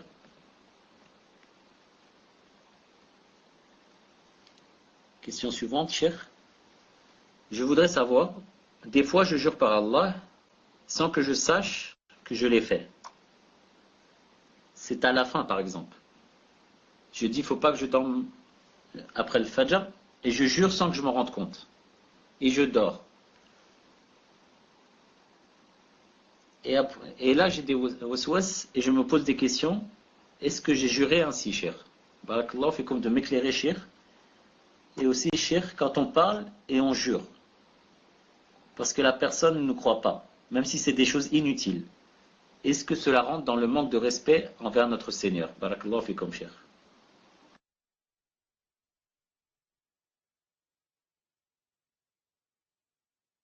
Naam, je dois apprendre aux gens et à mon entourage et à ceux qui me côtoient que je suis quelqu'un qui ne jure pas facilement. Naam. Et ensuite, c'est à eux de choisir. Maintenant, de me croire et de rester amis avec moi, ou alors de mentir, et alors qu'ils s'éloignent de moi. Moi aussi, j'ai pas besoin de personnes pareilles. Vous avez compris? Non, car ils vont pousser au bout de champ et je vais rentrer dans le hadith qui interdit cela. Et moi, ce n'est pas à cause d'eux que pour leur faire plaisir que je vais tomber dans les péchés et la colère d'Allah subhanahu wa ta'ala. Ensuite, la personne qui dit qu'elle a l'habitude de jurer beaucoup, je lui dis, si le fait de jurer sort comme ça de lui-même, ça rentre dans le bavardage, ça n'a pas d'importance. Mais si, avant de jurer, tu penses à la chose et tu jures, dans ce cas, il faut en prendre compte. Il faut en prendre compte, sinon, si tu transgresses, ça a besoin d'expiation. C'est pour cela, je donne une nasiha aussi ici. Il faudrait, Inch'Allah Ta'ala, que j'habitue ma langue et je m'habitue à ce que, à chaque fois que je jure par Allah, que je dise Inch'Allah. Comme ça. Moi aussi, ça m'arrive beaucoup de fois de jurer comme ça, même si c'est du bavardage, mais je dis toujours Inch'Allah. Même si c'est seulement entre mes lèvres. Inch'Allah. Non. Des fois je jure que je vais laisser le 8 pour demain. Ensuite je dis Inch'Allah. Non. Parce qu'il est possible que je change d'avis. Quand une personne, quand elle jure, et en terminant son serment, elle dit Inch'Allah, maintenant, elle a le droit de quoi? De ne pas tenir compte en ce serment. Pourquoi? Parce qu'elle a dit Inch'Allah. Les savants ont dit, même si quelqu'un te rappelle, il te dit, dis Inch'Allah. Toi, tu n'as pas dit Inch'Allah, tu as dit, je jure que demain, je vais aller à Lyon. Quelqu'un te dit, dis Inch'Allah, tu dis Inch'Allah. Maintenant, c'est devenu quoi? C'est devenu, tu peux ne pas partir demain à Lyon, même si tu as juré. Pourquoi? Parce que tu as dit Inch'Allah, même si on t'a fait quoi? On t'a fait souvenir le mot et tu l'as dit. Dans ce cas, ce n'est plus obligatoire de faire la chose sur laquelle j'ai juré. Pourquoi? Parce que j'ai dit Inch'Allah. Donc, c'est une rahma qu'Allah Ta'ala te donne quand tu jures de t'habituer à dire tout le temps Inch'Allah. Tu es libre après si tu ne veux pas exécuter la chose sur laquelle tu viens de jurer. Bi'idnillahi ta'ala. Naam. Tfadlal. Est-ce que celle qui a posé ou celui qui a posé un peu avant, on lui a dit de bien reformuler? Est-ce qu'il revient avec sa question ou pas? Naam, cher, j'ai contacté. Elle me dit à l'instant justement qu'elle a été déconnectée. Donc on demande juste à la sœur, barakallahu fi, de nous dire ce que signifie qu'englobe donc le tawhid. Qu'englobe le tawhid dans cela, est-ce que cela compte pour d'autres actes? Donc en attendant, cher, je vous pose la question suivante. Question du sœur qui dit Ahsanallah ilaykum, cher. Question de Aqida concernant Asma wa Sifat. D'après un cours sur l'apprentissage des noms d'Allah Azza wa Jal, je cite, les savants voient qu'il est bien de les évoquer ensemble. Les noms, al-Basat, celui qui déploie, et al-Qabd, celui qui retient.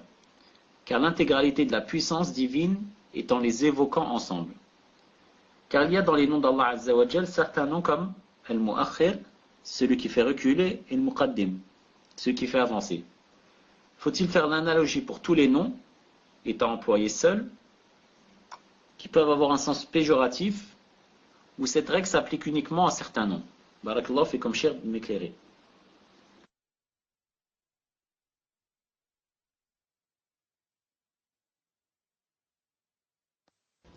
Cette règle s'applique à Foun, et Cheikh Ibn Uthaymin aussi l'a cité dans ses livres, c'est pour certains noms. Naam, certains noms qui, si tu vas le citer seul, ça risque de ne pas montrer la perfection d'Allah subhanahu wa ta'ala et ça devient presque un défaut. Mais certains noms qui comparé à l'autre, c'est son contraire. Comme a dit ici, l'Akhir, comme a dit Rafi' al-Khafid. Naam, ces mots, quand on les cite, de préférence, on les cite avec leurs opposés. On les cite avec les autres noms qui sont leurs opposés, ça rentre dans la perfection de l'entité et de ces bons noms. Naam, ça s'applique à certains noms qui ont yani des opposés, bi'idnillahi ta'ala, comme elle a cité quelques exemples. La personne précédente, peut-être qu'elle ne va pas reformuler, je dis, elle a dit, pourquoi?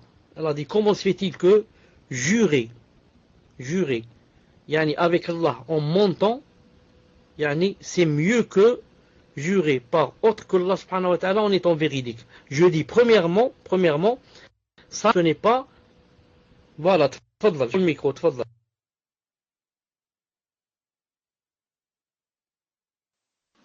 Afwan, Cheikh, de vous avoir coupé la parole. Elle dit, donc, Cheikh, vous avez dit, le tawhid nous absoudra des autres péchés. Il vous a dit que jurer par Allah en mentant est meilleur que jurer par la Mecque en disant la vérité. Donc quand vous parlez du tawhid là, elle ne voit pas, elle n'a pas compris. Donc quand vous parlez du tawhid, à ce moment-là, ça correspond à quoi, cher? Barakallahu fikum. D'accord, je voudrais d'abord lui dire que cette phrase-là, jurer par Allah en mentant est meilleur que jurer yani par autre qu'Allah Ta'ala en disant la vérité, c'est une phrase de Abdullah ibn Mas'ud, radiyallahu ta'ala anhu, authentique de Mawqouf, yani sahih, et ce n'est pas une phrase du prophète sallallahu alayhi wa sallam.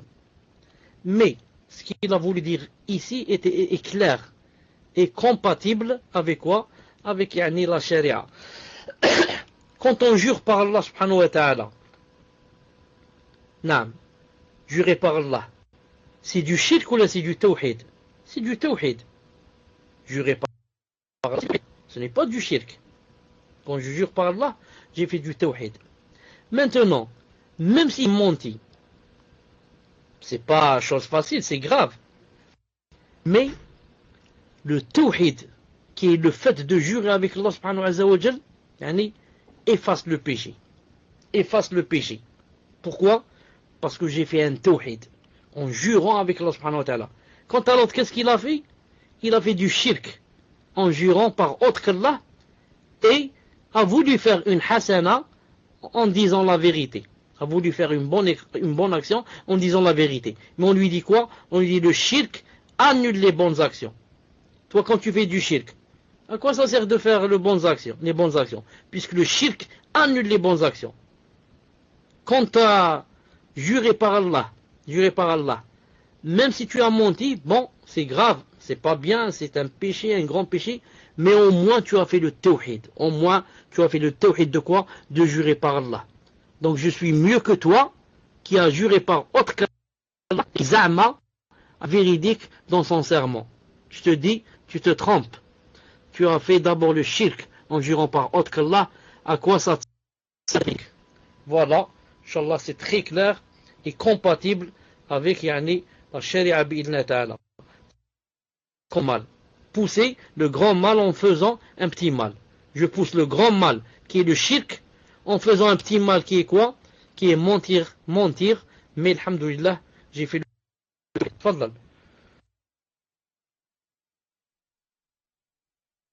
Barakallahu fikum, cher. Donc ça fait plus d'une heure que vous répondez, juste pour rappel.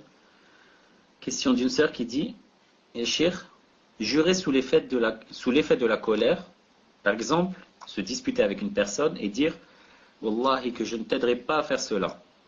Et par la suite l'aider, car on regrette d'avoir juré sous l'effet de la colère. Est-ce un péché, cher? Cela mérite-t-il une expiation? Barakallahu fikum.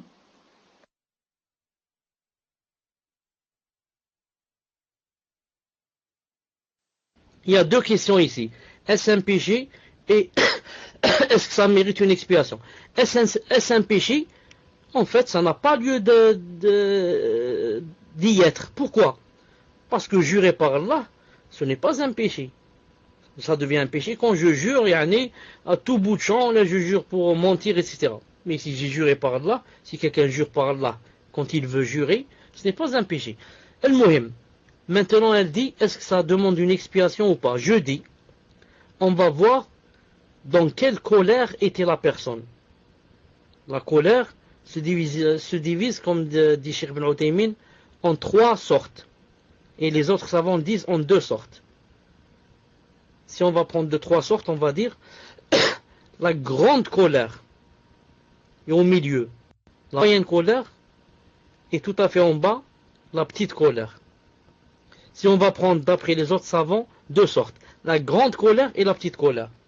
La grande colère, c'est quand tu es en colère au point où tu ne sais pas ce que tu dis, ni ce que tu fais.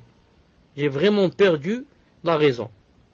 Dans ce cas, si tu jures ou tu divorces ta femme, le divorce ne compte pas. Pourquoi? Parce que tu as juré dans un état où tu ne savais pas ce que tu disais. Mais maintenant, si tu es dans la petite colère, c'est-à-dire juste tu es énervé, tu sais ce que tu dis, et dans ton cœur tu vas dire je vais jurer, et tu jures. Tu dis je jure par là que je ne t'aide pas. Dans ce cas, tu savais ce que tu faisais, la parole est sortie de ton cœur, tu étais conscient, juste tu étais dans un état de colère, mais une petite colère. Dans ce cas, l'expiation bi'idnillahi ta'ala. Donc il faut faire la différence entre la grande colère et la petite. C'est pour cela que j'ai dit tout à l'heure, si la personne s'était habituée à dire Inch'Allah à chaque fois qu'elle jure, maintenant, alhamdoulilah, même si elle l'a dit entre ses lèvres, seule elle a entendu les autres. Alhamdoulilah, au moins, elle n'a pas besoin d'expiation bi'idnillahi ta'ala. Voilà, Inch'Allah ta'ala, comme m'a rappelé le frère, on a dépassé 1 heure. On se rencontrera, Inch'Allah ta'ala, bientôt bi'idnillahi ta'ala. Tfaddal. Afwan Cheikh, je n'aime pas donc reprendre le mic quand vous souhaitez arrêter, mais c'est juste parce que la sœur d'avant a juste dit, est-ce que le tawhid fera qu'Allah nous pardonne le mensonge ou d'autres péchés commis?